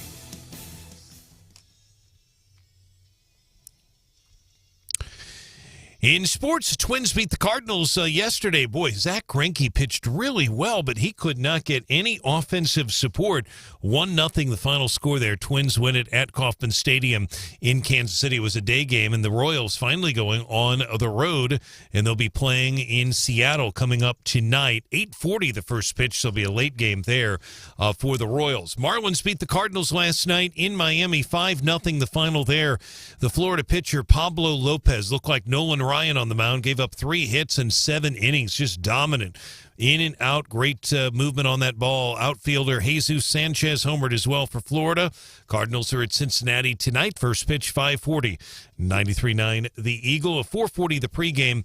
And, of course, that will impact Randy Tobler show. For those of you who want to hear Dr. Tobler, you can hear it in its entirety on our website, 939theeagle.com. And also you can hear all of it live on radio up until 4:40 today when they go to Kevin Wheeler and the Cardinals Baseball Network. Sports brought to you by Witt Print Shop, where your printed products are so much more than ink and paper. Our news time, 7:34. Traffic check with MidmoHires.com. Local companies looking for local people. MidmoHires.com to find a job, post your job opening today. Roads have been pretty quiet here on this Friday morning in mid-Missouri. If you want to report a traffic issue, give us a call or a text, 573-874-9390. We always appreciate those. Great calls yesterday about the fog that we were dealing with over near Boonville, and we thank everybody for all the great information. We're getting as good of information from you, the listener, as we were getting from the authorities about that crash this week in Callaway County. We appreciate it very much. More team coverage in less than 30 minutes. Breaking news immediately. I'm Brian Hauswirth, 93.9 The Eagle.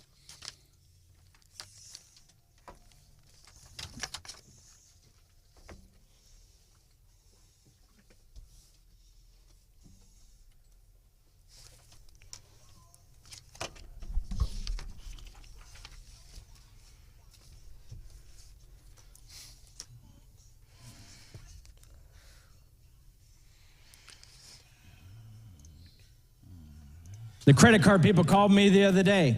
They go, "You are behind on your payment and you are over your limit." I said, "I'm real sorry about that, but my government is setting a bad example." I hope Gary Nolan, host of the Gary Nolan Show. He's here every weekday morning, 9 to noon on 93.9 The Eagle. That's right up Gary's. That's right in Gary Nolan's wheelhouse. I hope he is listening right now, and I hope he got a chuckle out of that. This show is Wake Up Columbia. Our news director is Brian Hauswirth. You want the good news first or the bad news first? Either one is fine, actually. We'll do bad news first. Bad news first? All right, bad news. And I get this. Don't take this personally. I get this guy. He wants to know why we don't cover NBA playoffs in sports. Well, I responded. I said, Ben, because nobody here cares. And he did respond. He said, well, you got one. He cares. I do think, for the most part, people that are really into the specific details, especially when you've got literally about 8 or 9 series, whatever it is going on, they're probably going to get that from ESPN, our sister station. We will mention it as we get a little closer into but I mean, there's just too many series going on right now. We'll mention it whenever they crown an NBA champion. That we would mention. Probably the semifinals and No,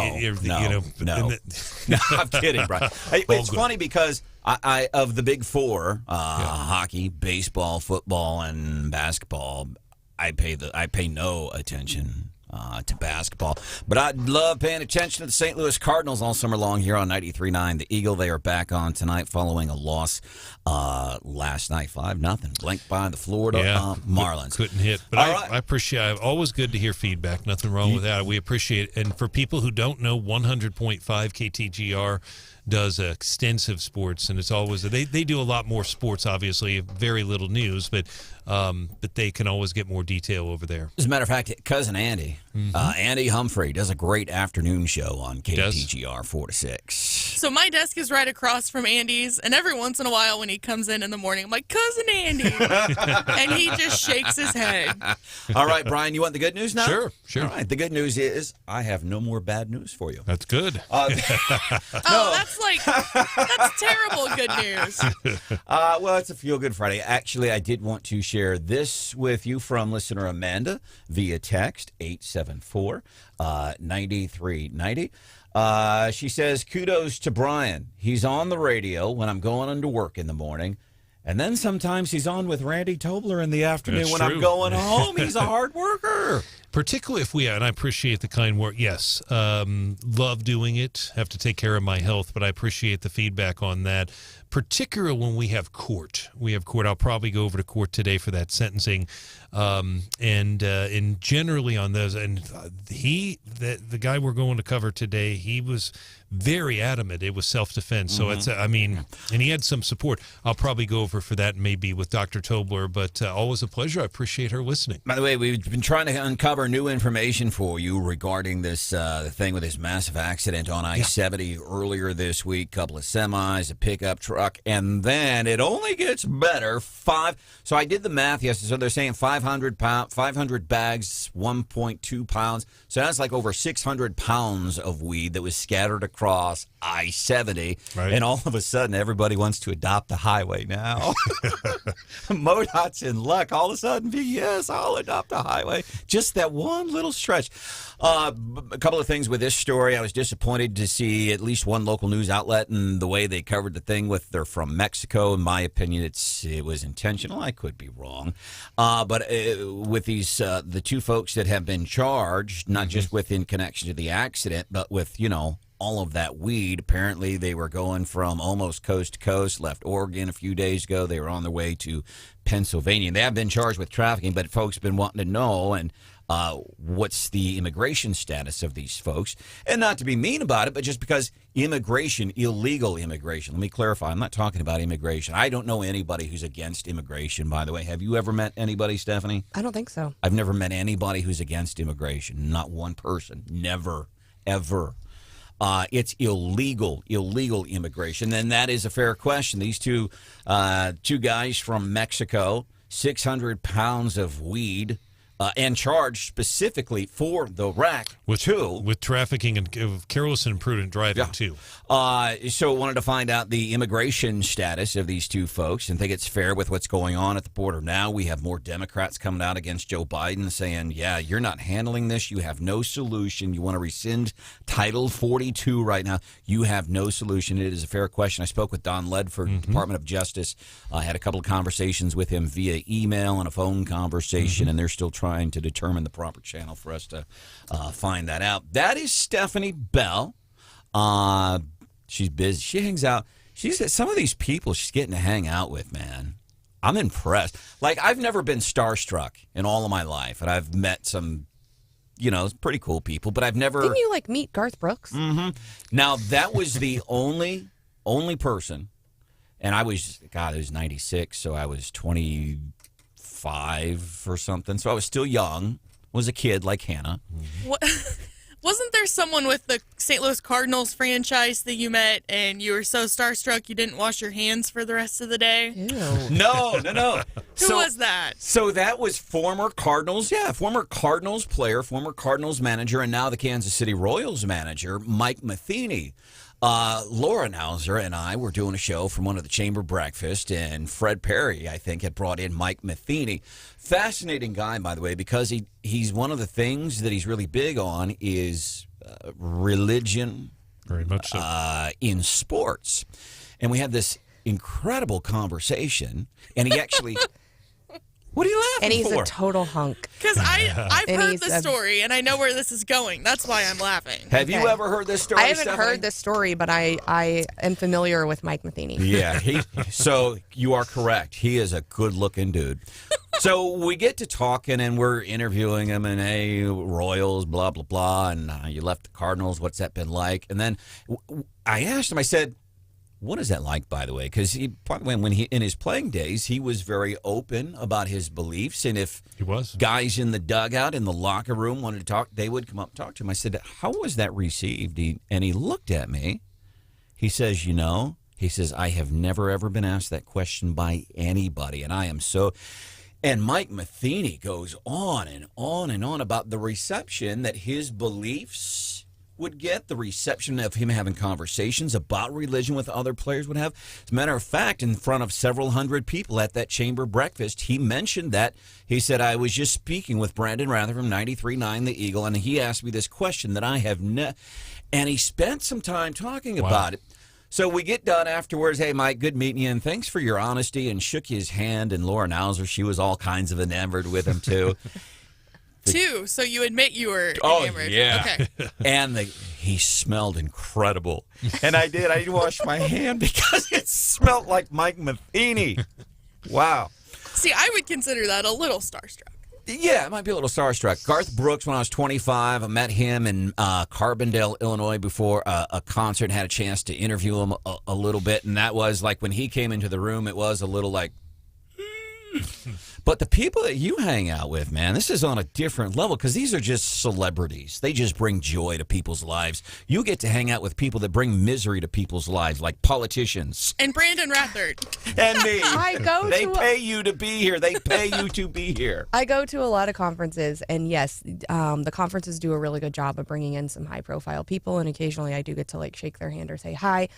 This weekend I'm going to go to a Midwest Federalist Society conference, so it's a little nerdier than my Republican conferences, but we're going to talk about, all things law and catch up with what's going on in the Federalist Society. Over the past, let's say the time you've been Wake Up Columbia, I'm thinking of all the people you've met. Who have you been most, not starstruck, but wow, I got to meet Mitch McConnell, or wow, I got to hang out in the Japanese Prime Minister's house, or I got to hang out with Tom Cotton. Yeah, I think the Mitch McConnell thing was really cool. I got to see him speak, and I was probably, 10 feet away from him, and so having only previously seen him on TV, it was really cool, and I really appreciated his remarks, and he talked about all the judges that had been confirmed under Trump, and so anyway, that was one of my favorites for sure. And by the way, big story, stay here locally. All the bridges are up. Weather's going to be fine. No bridges have fallen down, so I think we're going to be good. Things continue to move through in Jefferson City. Joe Biden got incredibly. This was not a verbal slip. This was not yesterday. We'll highlight that coming up a little bit after 8 o'clock. 8:35. We're going to be doing winners and losers of the week. Do it every Feel Good Friday, 8:35. You got somebody you would like to nominate, especially for a winner, especially somebody here in Missouri.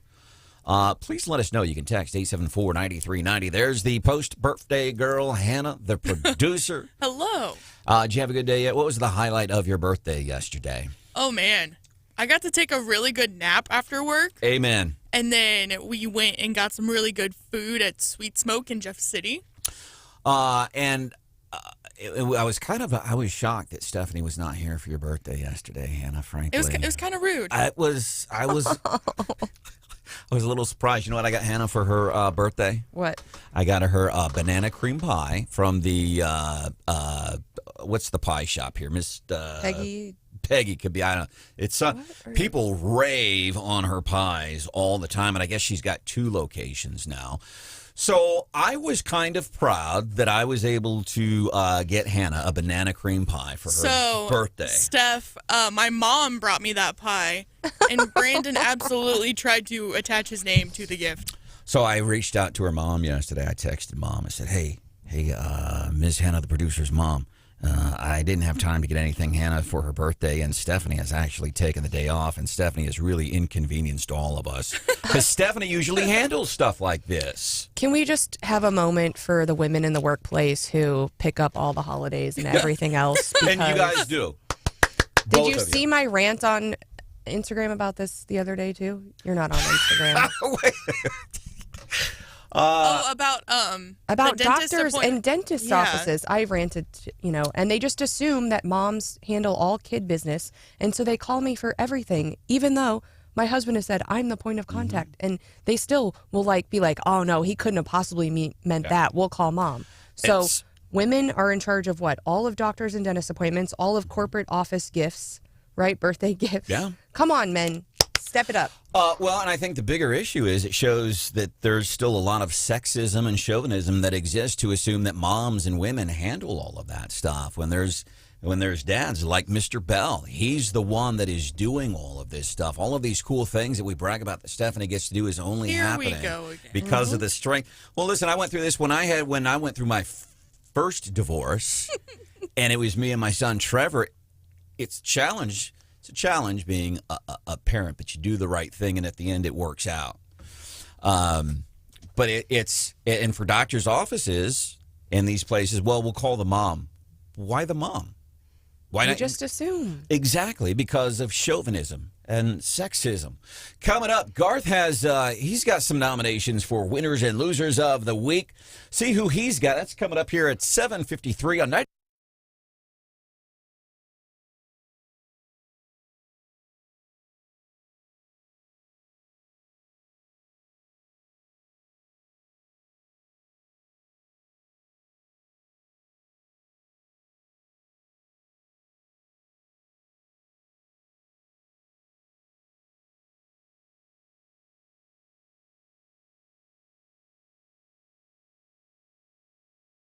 And Realty. AtterburySells.com is the website. Atterbury Sells, and it's Barry like Barry. And I want to tell you kind of what they're doing, give you some insight. They're really changing the game in what they do. Everything is really online, and you can go and see everything you need to see.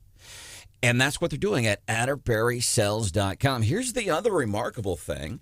As a matter of fact, I was having lunch with Tim and Marla from Atterbury Auction and Realty Company earlier this week, and the thing that people get surprised, I guess there's this notion that, if it's being bought at auction, there's something wrong with the stuff, and people are incredibly pleased. So we're not talking about just specific wonderful pieces of real estate here in Missouri. We're talking like collectible coins and watches. It's amazing. It really is. Even if you think, I don't do that kind of stuff, you really should check it out. You might be pleasantly surprised at what you'll find. You'll be surprised by the quality, too. Atterbury Auction and Realty Company, AtterburySells.com.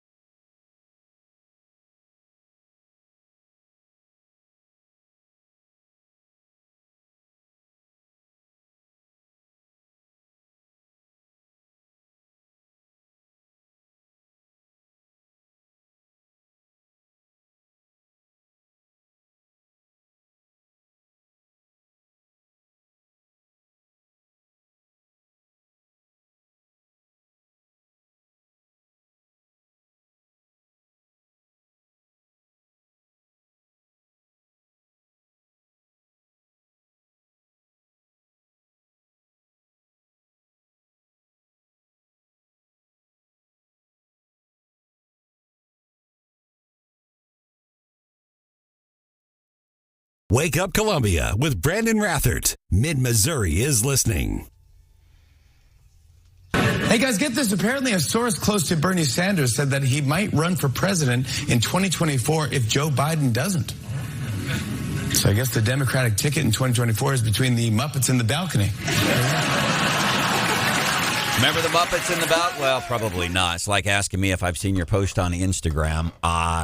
In the Muppets back in our day, they did the two old men up in the balcony. They had a great Muppets like thing that you watched at Disney, and they had those guys were a part of the show. I just saw them. Very cool. 874-9390 is Wake Up Columbia. Stephanie Bell, Hannah, the producer. My name is Branden. Garth, welcome into the show. You got a nominee for winners and losers of the week? Branden, I was going back and forth, so I'm going to have to nominate 2 winners, but only 1 loser. You can do it. Okay. First winner, everybody that gets to now fly on an airplane and not have to wear their mask. We're all winners. The second winner is the Missouri Highway Patrol for inheriting 500 pounds of marijuana. And then the losers, of course, are the drug smugglers. So there you go. Amen. Thank you so much, Garth. We appreciate you. What are you feeling good about today before we let you go? Feeling good about the fact I think spring is finally sprung in Missouri. I think Mother Nature is going to finally give us spring this time around, Branden. Everybody have a great weekend. Garth, thank you. I think you and I are on the same wavelength. I thought that this morning. Thought, okay, maybe this is yesterday. So it was still chilly in the morning yesterday, but I'm thinking, okay, this is it. We've popped that balloon. So to go back to those drug smugglers, so they picked up the marijuana in Oregon, and they were going to Pennsylvania. Can you imagine making it all the way to Missouri and then losing your load like that? Gosh. That's a long road trip to not make it to your destination. And the other thing, and I don't want to be a buzzkill here, but I'm thinking about the people in Pennsylvania waiting for that weed, man. That ain't cool, especially when you're talking 500 to 600 pounds of marijuana. That's a lot. And you don't show up. And that's, man, and we can go on and on and on. Welcome into the show. Feel Good Friday. Glad you could be here. Weather is going to be nice today at Garth's Point. Sunshine, 84. A few clouds this morning. But the National Weather Service, these are going to move out of town. And then tomorrow, sunny, maybe a little bit breezy. Tomorrow's high is going to be 83 right now. We're checking in. 57 degrees here on 93.9 The Eagle and 93.9theeagle.com. A lot of texts this morning. I think we don't do the listener mailbag enough. And I think we should open it up, like coming up at 8:10, because we do, like people like Garth. He's thinking just like we are. We love his sense of humor and all that stuff, and the texts we get. And sometimes we just get so many, it's hard. But I think we should just do an entire 93.9 The Eagle listener mailbag. We did get some response to Stephanie's Instagram post about the chauvinistic people who always call the mom when there's an issue with the kids instead of calling the dads. Tim says women are just better at those kinds of things. Mm-hmm. And I think he's talking about gift giving. And Darren says they call the moms because they are responsible and get it done. I agree. He's right. I would wholeheartedly agree with that. But it's an interesting take. Well, we'll just call the mom. I'm out of town. I can't help you. I told you to call Dad. Quit it. Good point. So those are some of the things we're going to be covering coming up here on 93.9 The Eagle and 93.9theeagle.com. By the way, you can download podcast every day, wherever it is that you get your podcast from. You can download them. You can also do it the old people way. You just go to our website and check them out there, 93.9theeagle.com.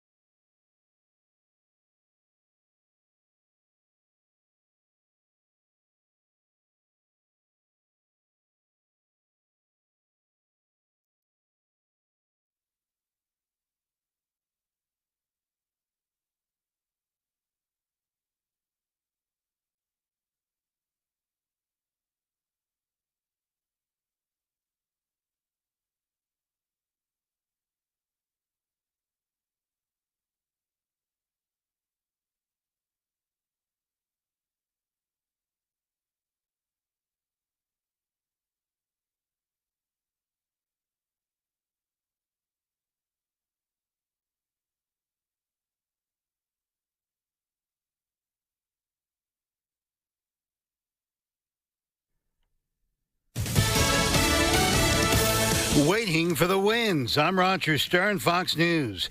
Officials in Arizona are waiting with dread for high winds to resume as they battle a so-called tunnel fire, which has consumed more than 20,000 acres. Dick Fleischman is with the Coconino National Forest. It's disconcerting, especially on a windy day. We expect additional spotting. We expect additional potential impacts where aircraft would be beneficial, but if we can't use it, we will do what we need to do on the ground. Part of Arizona is under a state of emergency. No word on how the fire began. Now that a judge has struck down the federal mask mandate for planes, trains, and buses, some states are dealing with the issue on their own. More from Fox's Tanya J. Powers. Boston's Public Health Commission is urging people to start wearing masks again, pointing to a rise in COVID hospitalizations there, as well as a 65% increase in cases. They're calling it a recommendation, stopping short of an order. In California, Los Angeles County is keeping its mask mandate in place at airports and on public transit, as well as Uber and Lyft rides, despite changes in the federal mask mandate. And Philadelphia is ditching its indoor mask mandate less than a week after being reinstated. City health officials cite decreasing hospitalizations and a leveling off of COVID cases. Tanya J. Powers, Fox News. Florida Governor Ron DeSantis is expected to sign a bill just passed by the state legislature to strip Disney World of its self-governing status. DeSantis is at odds with Disney after the company's CEO pledged to fight Florida's so-called Don't Say Gay bill. It would limit what teachers could tell students in third grade and under about sexual orientation. America is listening to Fox News.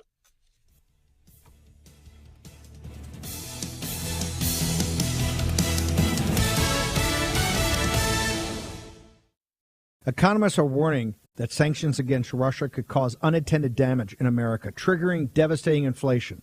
As gas prices skyrocket, prices for everything could surge even higher, making the current 40-year record inflation look mild. Hi, this is Stephen K. Branden, and I urge you to take immediate action to protect your savings by opening a physical gold IRA with my friends at Birch Gold. I'm a Birch Gold customer myself, and they have my highest recommendation. Just text the word PROTECT to 989898, and they'll send you a free info kit on how to get started. In my opinion, gold IRAs are one of the best ways to protect your savings no matter what happens in America or around the world. And the best company to work with is Birch Gold. So text the word PROTECT to 989898 to get everything you need to know about protecting your savings with gold.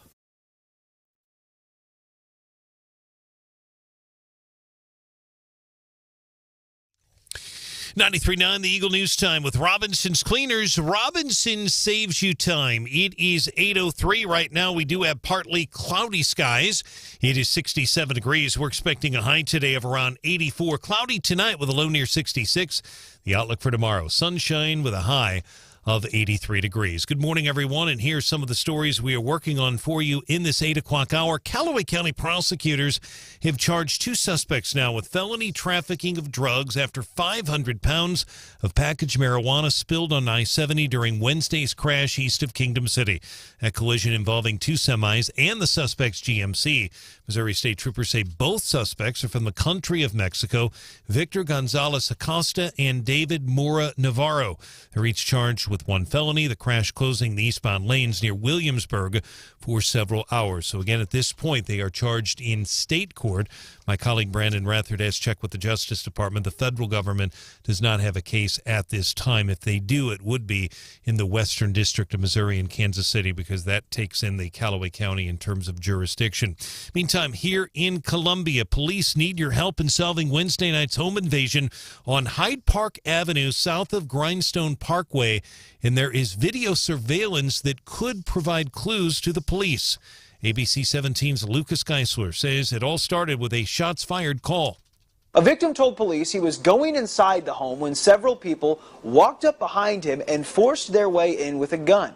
The victim told police someone hit him with the gun. So far, no suspect information's been released. Columbia police have found evidence shots were fired. A neighbor who was inside on the treadmill exercising says her camera caught video of 3 suspects running away with a white vehicle waiting for them. She did speak to KMIZ. They did not show her face on camera. She fears for her safety. That's why she didn't show her face. If you have any information, you're urged to call Columbia Crime Stoppers 573-875-TIPS. A convicted Columbia murderer will go before a judge today to be sentenced. David Myers, convicted in March for the June 2020 death of his neighbor on Sycamore Hills. Myers testified during the trial he killed Anthony Lockwood in self-defense. The Boone County Medical Examiner's Office testified at trial Lockwood had meth and alcohol in his system when he died. However, Examiner's Office says that did not contribute to Lockwood's death. 1:30 sentencing today, Boone County Circuit Court. The Honorable Judge Brooke Jacobs will preside today. Missouri House has voted to give final approval to a bill providing a $1 billion tax relief to residents. The bill provides a one-time tax credit rebate for Missourians who paid personal income tax in 2021. Ashland State Representative Sarah Walsh voted for the bill. She tells 93.9 The Eagles Wake Up Columbia that Missouri has a $1.8 billion surplus, billion with a B. This is a way that the budget chair's idea, Cody Smith's idea is, let's give people, there's people wanting to spend it here and spend it there and this, that, and the other thing. And his idea is let's give it back to the people. Supporters say that the money will help Missouri families who are struggling to make ends meet dealing with the cost of inflation. House Democrats oppose it. They say it doesn't help the poorest residents. Senate Majority Leader Caleb Branden says the bill faces an uncertain future in the upper chamber. One other key note from yesterday at the Capitol, Leader Rowden did brief reporters at the Capitol, and he said it is unlikely right now that the House and Senate will go to conference regarding a congressional redistricting map. That means that at this point, a map has not been approved by the General Assembly. Says it's unlikely it will go to conference. More on that as we see what happens next week. 93.9 The Eagle News Time, 8:06.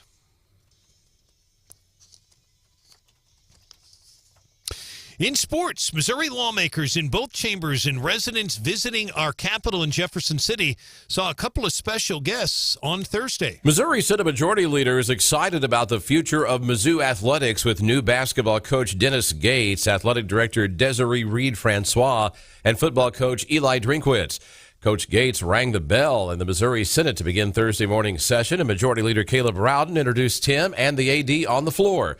Coach Gates comes from Cleveland State, where he led the Vikings to 2 Horizon League championships. Don Luzader, 93.9 The Eagle. All right, Don, thanks so much. We have a picture of Coach Gates ringing the bell on our website, 93.9theeagle.com. Cardinal baseball, Marlins beat St. Louis last night, Miami 5-0. Cardinals at Cincinnati tonight. First pitch, 5:40, 93.9 The Eagle. You can always catch Dr. Tobler if you want to hear his program, 93.9theeagle.com, and also on our mobile app. You can catch it there as well. Twins beat the Royals 1-0 at Kauffman Stadium. Royals at Seattle coming up tonight. 93.9 The Eagle News Time, 8:08.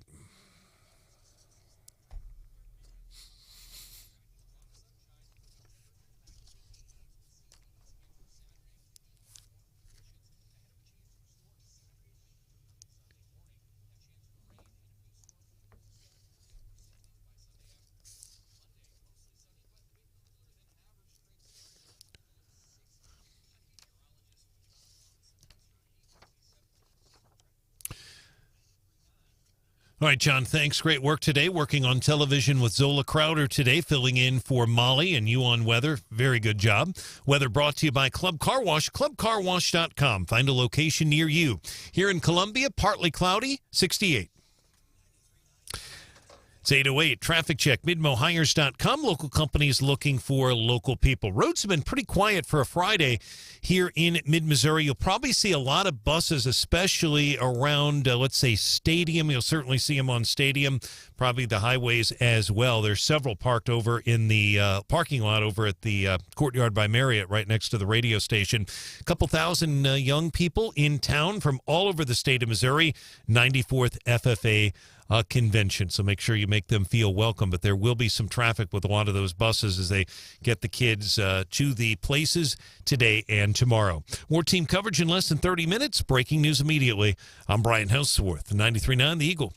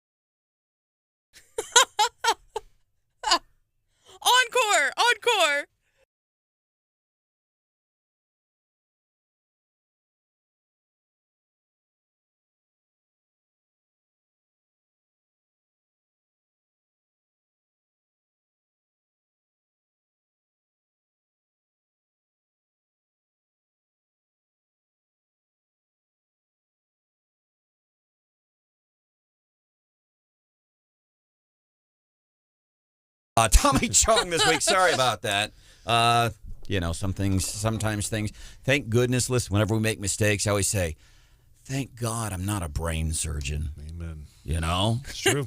Or thank goodness I'm not building highways for MoDOT, because if I make a mistake building that bridge at Rocheport, that matters. Well, I feel your pain, though, because, like, over here, I have 3 computer mice, and every once in a while, my elbow or something will click, and I just have to pause and wait and see what I accidentally clicked on and if it's going to screw everything up.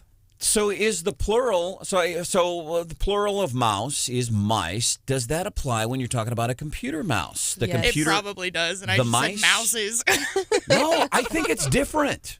I don't know. I think it's... Let me consult Dr. Google. Yeah, I think that it's different. When you're referring to computer mouses, you don't use computer mice. You say computer mouses, plural. Google says mice. All right. Figures. Hey, you mentioned MoDOT, and I think we need to have like an investigative report about something that's I'm listening. bothering me. Why is like the median on Highway 63 and it's like one giant pothole? Have you noticed this lately? Yes. And it's like anywhere you're like, even on like if you're getting off where like a new lane starts, it's just like a median pothole. I don't and that's something new. I had never seen that before, but it's in several places. And I'll say this, so I've noticed this especially on some of the exit ramps, especially 63 southbound. You're exiting at Grindstone, New Haven, whatever they call it in that particular.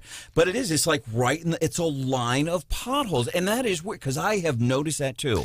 That's exactly right. What I'd encourage people to do, and I'm glad Branden mentioned that specifically, and we shouldn't have to do it, but MoDOT is so stretched right now with the Rocheport Bridge and everything. They really want people to come forward and call the number. I believe it's 188-ASK-MoDOT. But also there's an online form to report potholes. And to Branden's point, I have reported, I did so 2 weeks ago, both by phone call, and they had me fill out a form, the very intersection you're talking about. It is a series of potholes getting off 63 to go up to Grindstone, coming in from the north. Bunch of potholes. They've done a little bit there, and then coming the other way in front of the Courtyard by Marriott, that exit ramp has potholes as well, and they've cleared some of that. But I'd encourage people. I also reported there was a light out at I-70 in the Lake of the Woods. It was pitch black. They have fixed that, but they do want people to come forward with information and report that, because they do serve so many counties. Sure, but in my mind, I'm just wondering, like, did we use a different material, or did we not seal like where the lanes came together in the right way? What's causing the roads to break down where you have that like lane change? Because you're right, Inflation. It's on exit ramps, and it's in the median in some instances, and it's just breaking down. And it's really tough on tires. What did you really say, tough. I said we can blame it on inflation. Yeah. It's those types of potholes though, and I was talking to Hannah about this, where you hit it and you like feel bad for your car. You like close your eyes and you're like, oh, yikes. Yeah, it can Putin's be price hike. expensive for sure. Putin's price hike. Putin's price hike. Blame it on inflation. Well, Branden, you probably won't remember this. Steph might. It was like a meme on the internet for a long time. Thanks, Obama. And that would be your response to anytime something went wrong, even when it was obviously not former President Obama's fault. Mr. Bell says that a lot. Yeah, thanks, Obama. Now we can say thanks, inflation. Putin's price hike. It's all Putin's price hike. You're paying more at the grocery store for eggs because of Putin. Gasoline's because of Putin, and we know that is not true. We know this is directly the fault of Joe Biden.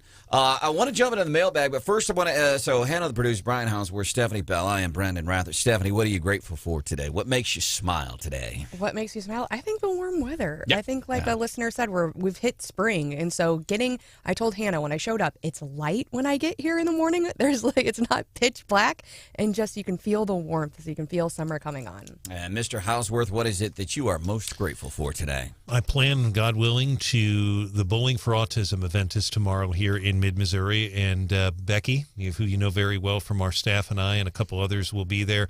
It's a great event, obviously, for people who know how it's a growing issue with autism as the numbers continue to grow. It's a great event, so grateful for all the... When and where? If you can say so. Yeah, okay. Absolutely. It's tomorrow, and I know it's open to the public. It is it's 11 to 1 I may have it wrong. It's the bowling alley right across ATF, I believe. I may have the letters wrong. It's right across from Perry. Well, not Perry. It's now Mockins Nissan, right there. Basically, Providence in Nebraska. The bowling alley. Basically, MFA. No, it's not MFA. It's ATM. It's not ATM. CFS. It's probably not ATF, but CRT. No. All right, It's a great event. It really. And is. I know in the past, like Brad Trinogwin, even his wife, they've taken yes, they have. part in that. Before we find out what's got you going today, before we get into the listener mailbag, want to chat with Al, who might know something, former MoDOT worker. So I'm glad Stephanie brought this up because I have noticed in certain places it's like it's a string of little potholes, and it's right in the center of these things. I haven't noticed that before. What's up? All right, so what causes potholes is frozen water, because when it gets in those cracks, it expands and it breaks the asphalt. So a lot of times where they put those rumble strips, that's supposed to wake you up, those all fill with water, and then they all freeze, and then that makes bigger and bigger potholes. Okay. But what are you able to speak to at all this thing with? It's all of a sudden it's like in the. Well, he's saying that's where the rumble strip is right there on the crack. Gotcha. As you're heading over. Right on the side of the road. But sometimes it's in the middle of the road. Well, it's like right on the basically the line there between the two lanes. Is that on a 2-lane road? Yes. Because on a lot of 2-lane roads, they put a rumble strip in the middle now. Okay, gotcha. That makes sense. Hey, Al, where are you calling from this morning? Marshall, Missouri. Hey, man, are you listening on the app, online? You're watching on YouTube or on the radio? I listen on the radio every day. Very cool. Marshall, Missouri. We appreciate you, brother. You have a great weekend. You too. All right, That's a Hannah. hike. That's a hike up there. Goodness, that's great. We appreciate it. By the way, we do have two folks. We have Mark listening on the app in Florida this morning. I want to give a shout out to him, and then we've got somebody else getting ready to go to Florida, and they say they will make sure. Ralph, AMF, Brian, it was AMF. Those were the three letters we were trying. AMF bowling. Thank you. There is Hannah, the producer. Good morning. What are you smiling about today? I'm giggling at Brian Hauswirth getting almost out of the studio and then you yelling at him and him having to run back in. I am grateful for today. So, when I quit drinking, I immediately dropped, within 30 days, I dropped 15 pounds. Are you ready for the brag? We're going to brag this morning. Yeah, because it's what I am It's a grateful. braggable thing. Yeah. Yes. And, which is great.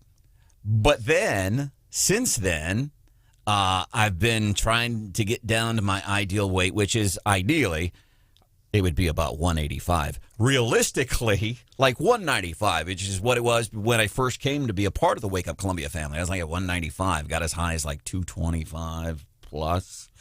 So I've been trying to break 200. As a matter of fact, a year ago, remember me and a good friend of mine? Yeah, you guys had a bet, and then he won because I think he caught COVID and got really sick and lost a bunch of weight. So I took him to CC City Broiler because he broke 200 before I did.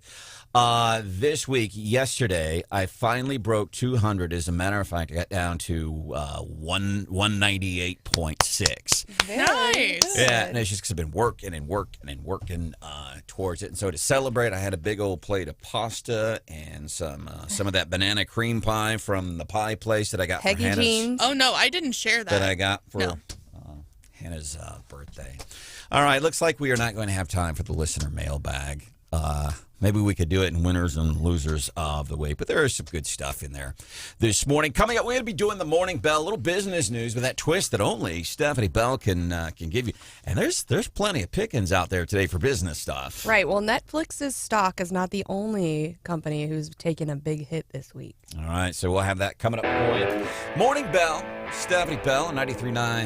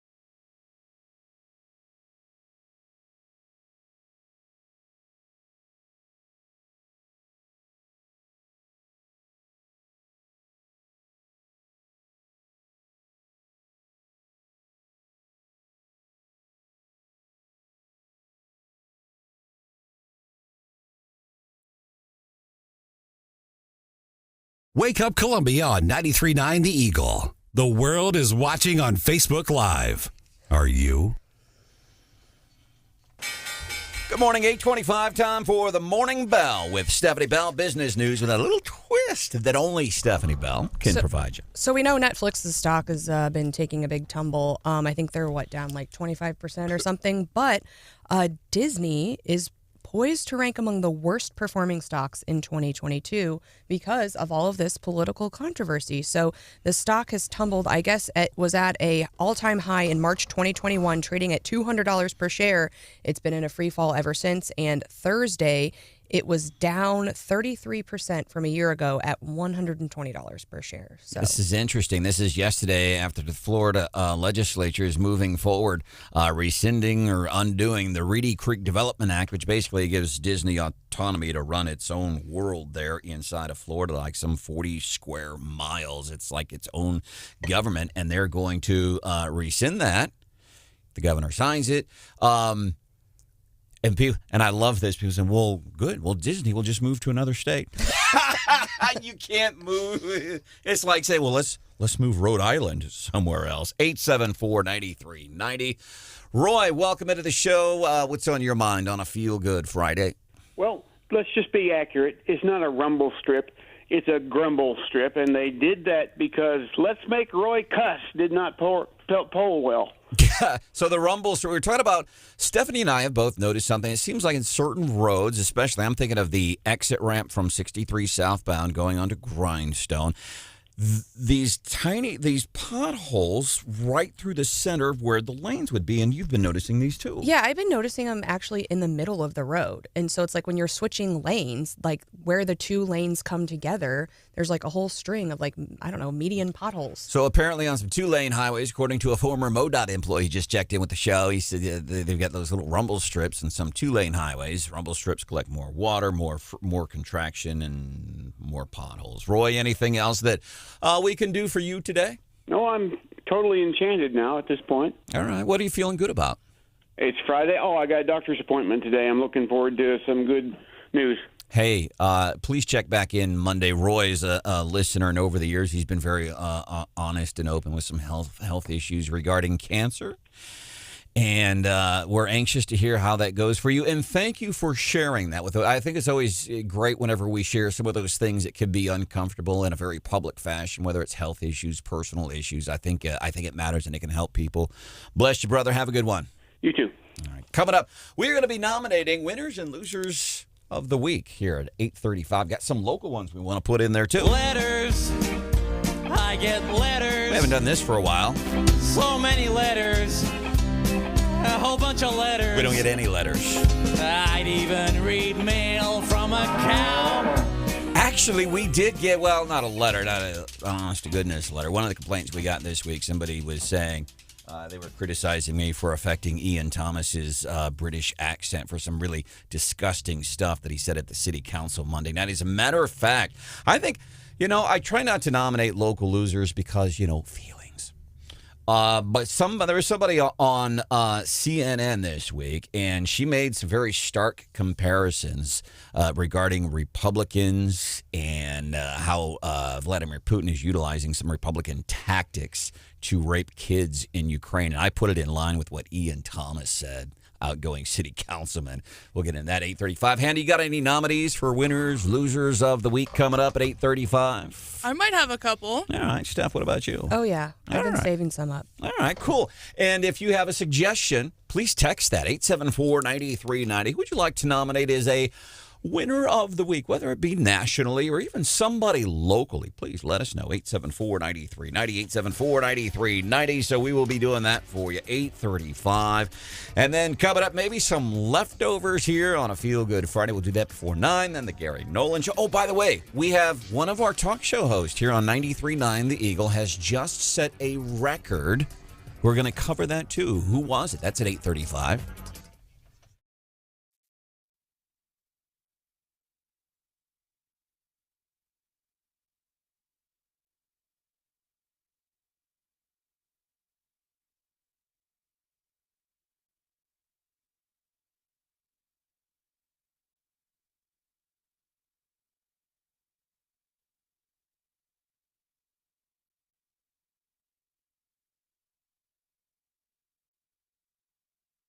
Stop by Club Car Wash to get an unlimited membership for just $20 a month. See more details at clubcarwash.com and find the nearest location near you. It's 68 degrees. Fox News, I'm Lillian Wu. Arizona's governor declaring a state of emergency in areas impacted by the tunnel fire burning in northern Arizona, where one evacuee near Flagstaff says she's in the process of evacuating all her farm animals. I have 4 kids, so all of the kids are really upset because we all love our animals. So it has been extremely stressful just trying to get in and get everybody out and everybody safe. The tunnel fire is expected to grow even larger, and satellite images show Russia may be trying to cover up war crimes near Mariupol. A sequence of pictures seem to show long lines of graves extending from a cemetery. Ukrainians accuse Russia of burying up to 9,000 people to conceal their war crimes. And for weeks now, an estimated 2,000 Ukrainian Marines, along with innocent women and children, have been hiding out. Fox's Matt Finn in Lviv. America's listening to Fox News.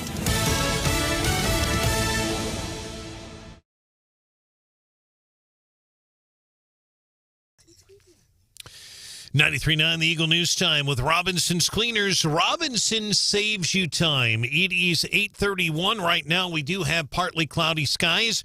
We continue to warm up. We're expecting a warm day today, a high of around 84. Cloudy tonight with a low near 66. Good morning, everyone. Here's some of the stories we are working on for you at this hour. Cole County EMS will build a new permanent ambulance station in the heart of the busiest response zone in the capital city. EMS Chief Eric Hoy says a $2 million grant will help fund the $4 million base. It'll be across the street from the Cole County Jail, Jefferson City. This area is our most densely requested call volume area.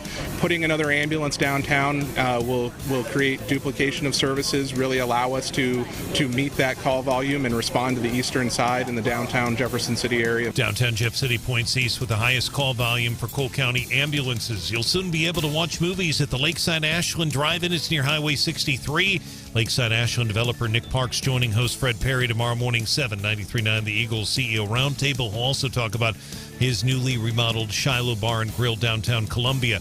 Legislation aimed at providing tax relief to working families impacted by inflation heads to the Missouri Senate. Republican-controlled House approves it 103-44. Here our full interview with Sarah Walsh on our website, 939theeagle.com. And felony trafficking charges filed against 2 men after that crash on I-70 near Williamsburg. 500 pounds of packaged marijuana on the highway. We have a new photo, by the way, showing how tall it gets stacked up in the evidence room, how much marijuana there is. Take a look at that photo, 939theeagle.com. News brought to you by Hemi Construction in Columbia. 939 The Eagle News Time is 8:33.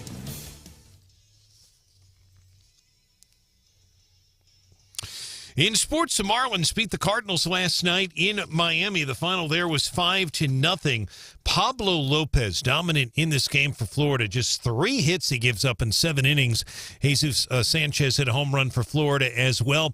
Cardinals at Cincinnati tonight. First pitch is at 5:40 on 93.9 The Eagle. This is not your grandpa or father's Big Red Machine from 1975. A good team, but certainly not the Tom Seaver, Pete Rose era by any means. Twins beat the Royals 1-0 at Kauffman Stadium yesterday. Day game. The Royals are at Seattle tonight on the road. Our sports is brought to you this hour by Huber and Associates.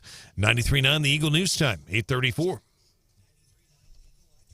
Traffic check with MidmoHires.com. Local companies are looking for local people. MidmoHires.com. Find a job, post your job opening today. Roads have been pretty quiet here in mid-Missouri as I was getting ready to go onto the air here.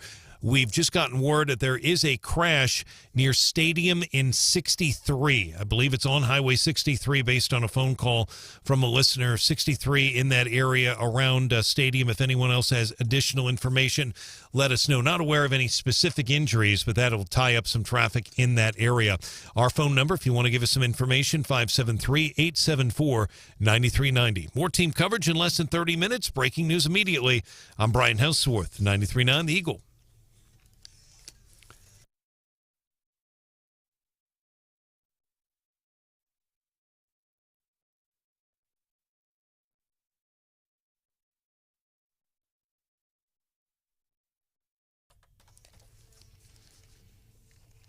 Democrats don't seem to like guns. I think it's because the government doesn't give them away free. You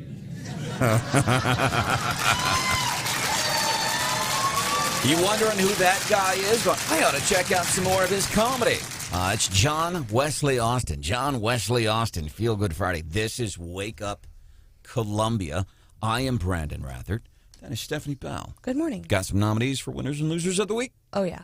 Nice. Mr. Brian Hauswirth is our news director for the entire Zimmer Radio Network. It's great to see. One thing, just very quickly, Stephanie pointed out to me is that there's a post saying that, and it's from a family member, that the former Department of Corrections Director George Lombardi has passed away.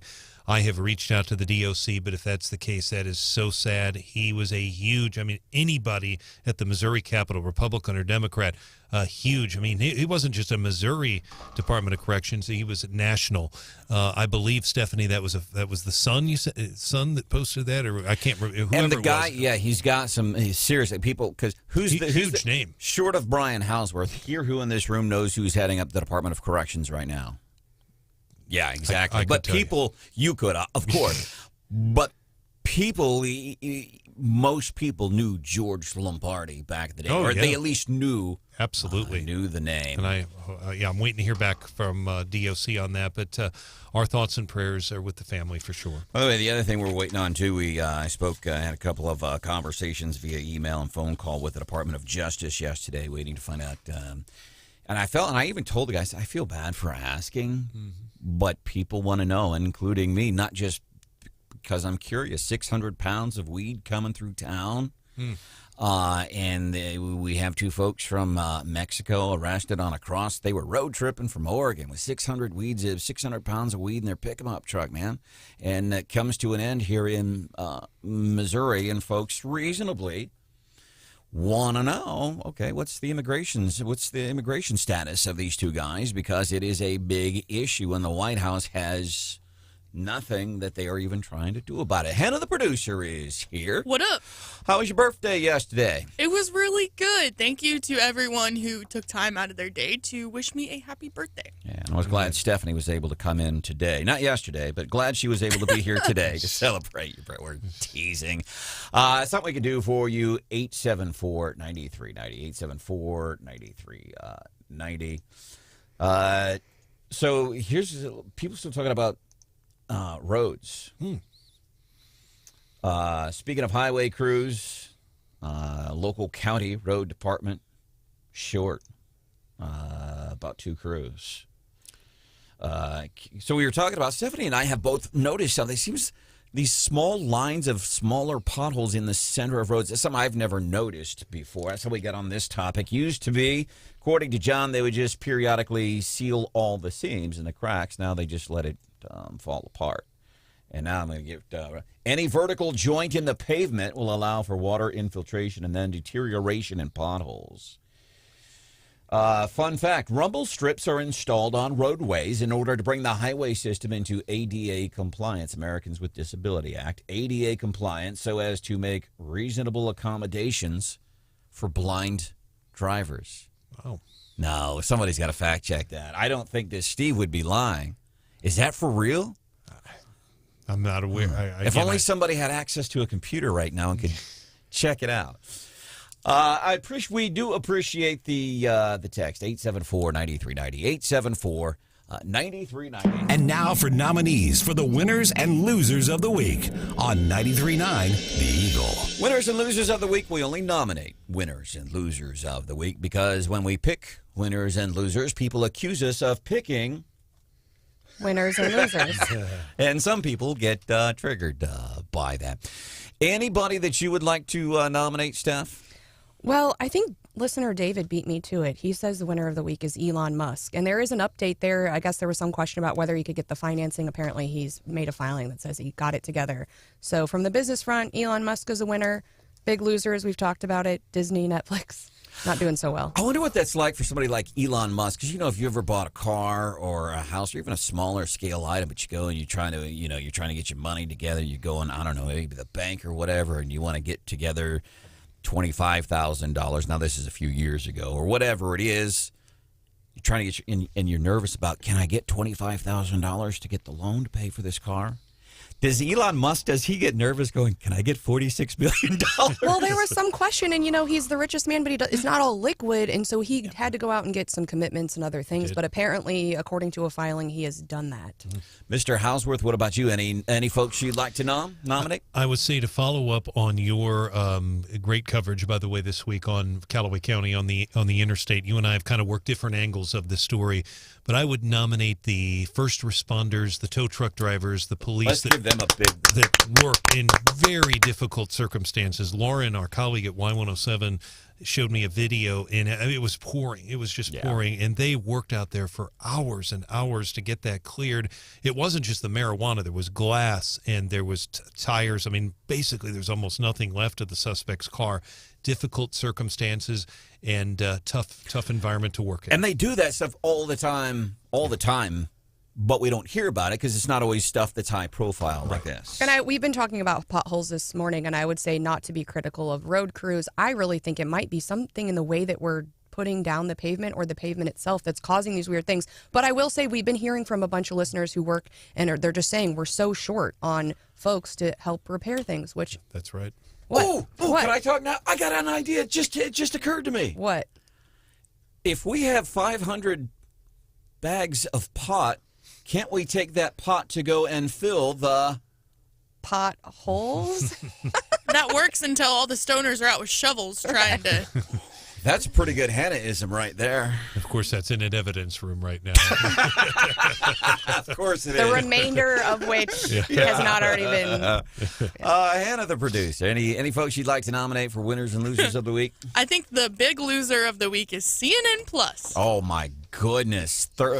I don't even think a full 30 days. This is CNN Warner Media CEO, Jason Kilar, on April the 8th. So what is this, 14 days ago?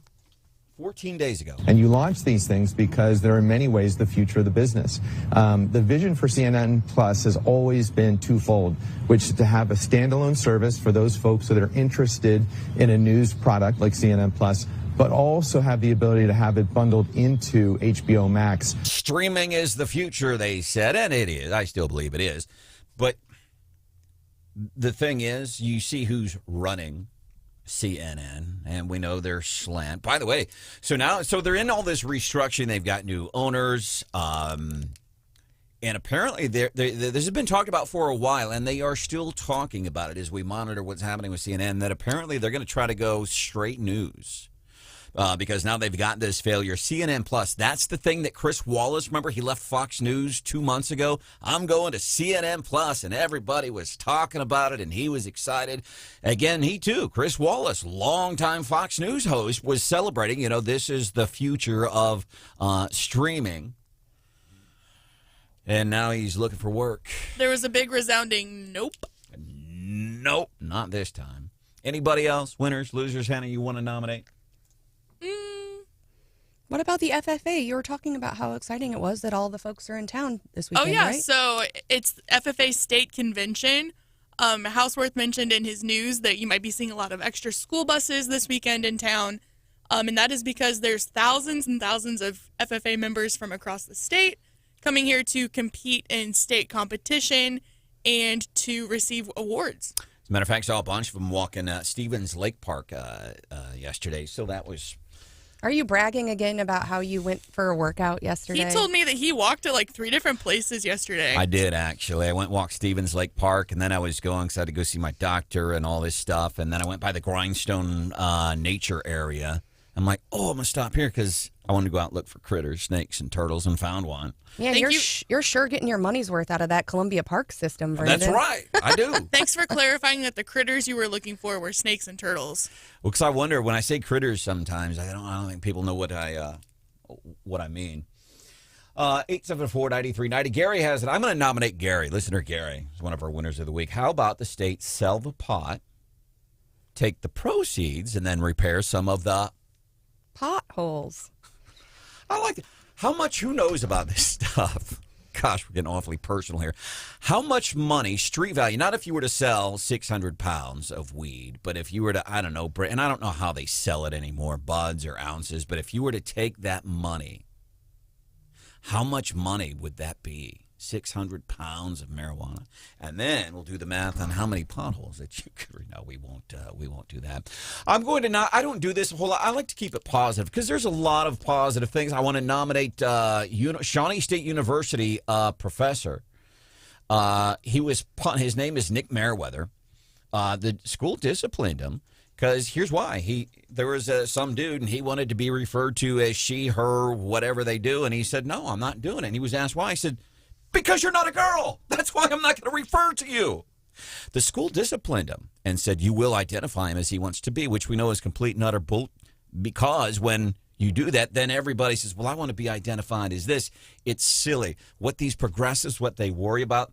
We have hundreds of thousands of people pouring across our border, bringing in drugs.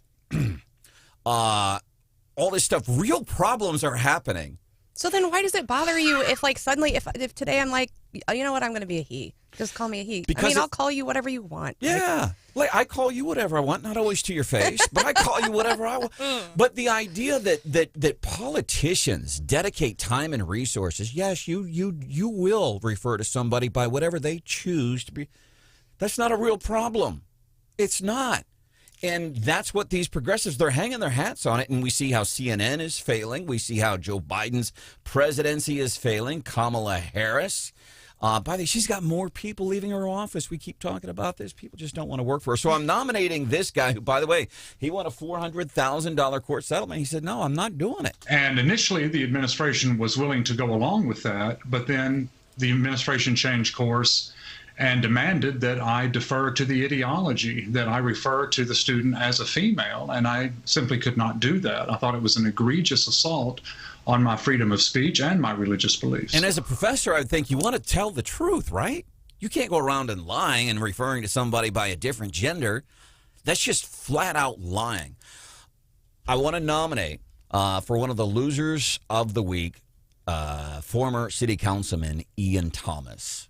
Monday night, he's going out. It's a good ceremony. You get to say your goodbye stuff. Mayor Brian Tree said some very kind words reflecting on his time and his 6 years of service to the city. And then Ian Thomas did this. And like Putin, the current leadership of the American Republican Party has abandoned truth and democratic values in its desire for power and control. Lacks class. Lacks any type of dignity. And I will compare him to CNN. As a matter of fact, CNN, so he goes after us and compares us to Putin. Nicole Wallace. Ian Thomas taking the same tact as Nicole Wallace of CNN. They're talking about the gender rights of LGBTQ people. And nobody's attacking them. Nobody's going after their rights. They're protecting the rights of everybody. People don't understand that. Nicole Wallace sounds just like Ian Thomas. DeSantis, it's about how well they're serving him. The truth is, dehumanization is a tactic. It's being used right now. The Russians get their soldiers to rape children by dehumanizing them. Dehumanization. What Ian Thomas said is just as bad as that. She is saying that's what DeSantis, other Republicans, they're dehumanizing people like they do in Russia. They dehumanize people by raping them. And Ian Thomas taking a swipe at ours in the setting where he says goodbye after his years in service to the city and to do what he did. That guy should get out of town. He should leave, go move to some upper Midwest city. And be gone from here. Coming up, we're just minutes away from the Gary Nolan Show. Maybe we'll get into some leftovers, too, here on 93. Oh, and listener Branden, we have an answer on the street value of the 600 pounds of marijuana. Ooh. Now we have our listeners, man. You guys are, I swear to God. I want to nominate Steve, too, for winner of the week. How come? Well, he started out with his text, Stephanie is correct. And that's all you need to know. That's all it takes. We don't need the rest of the context there. That's all we need. Stephanie is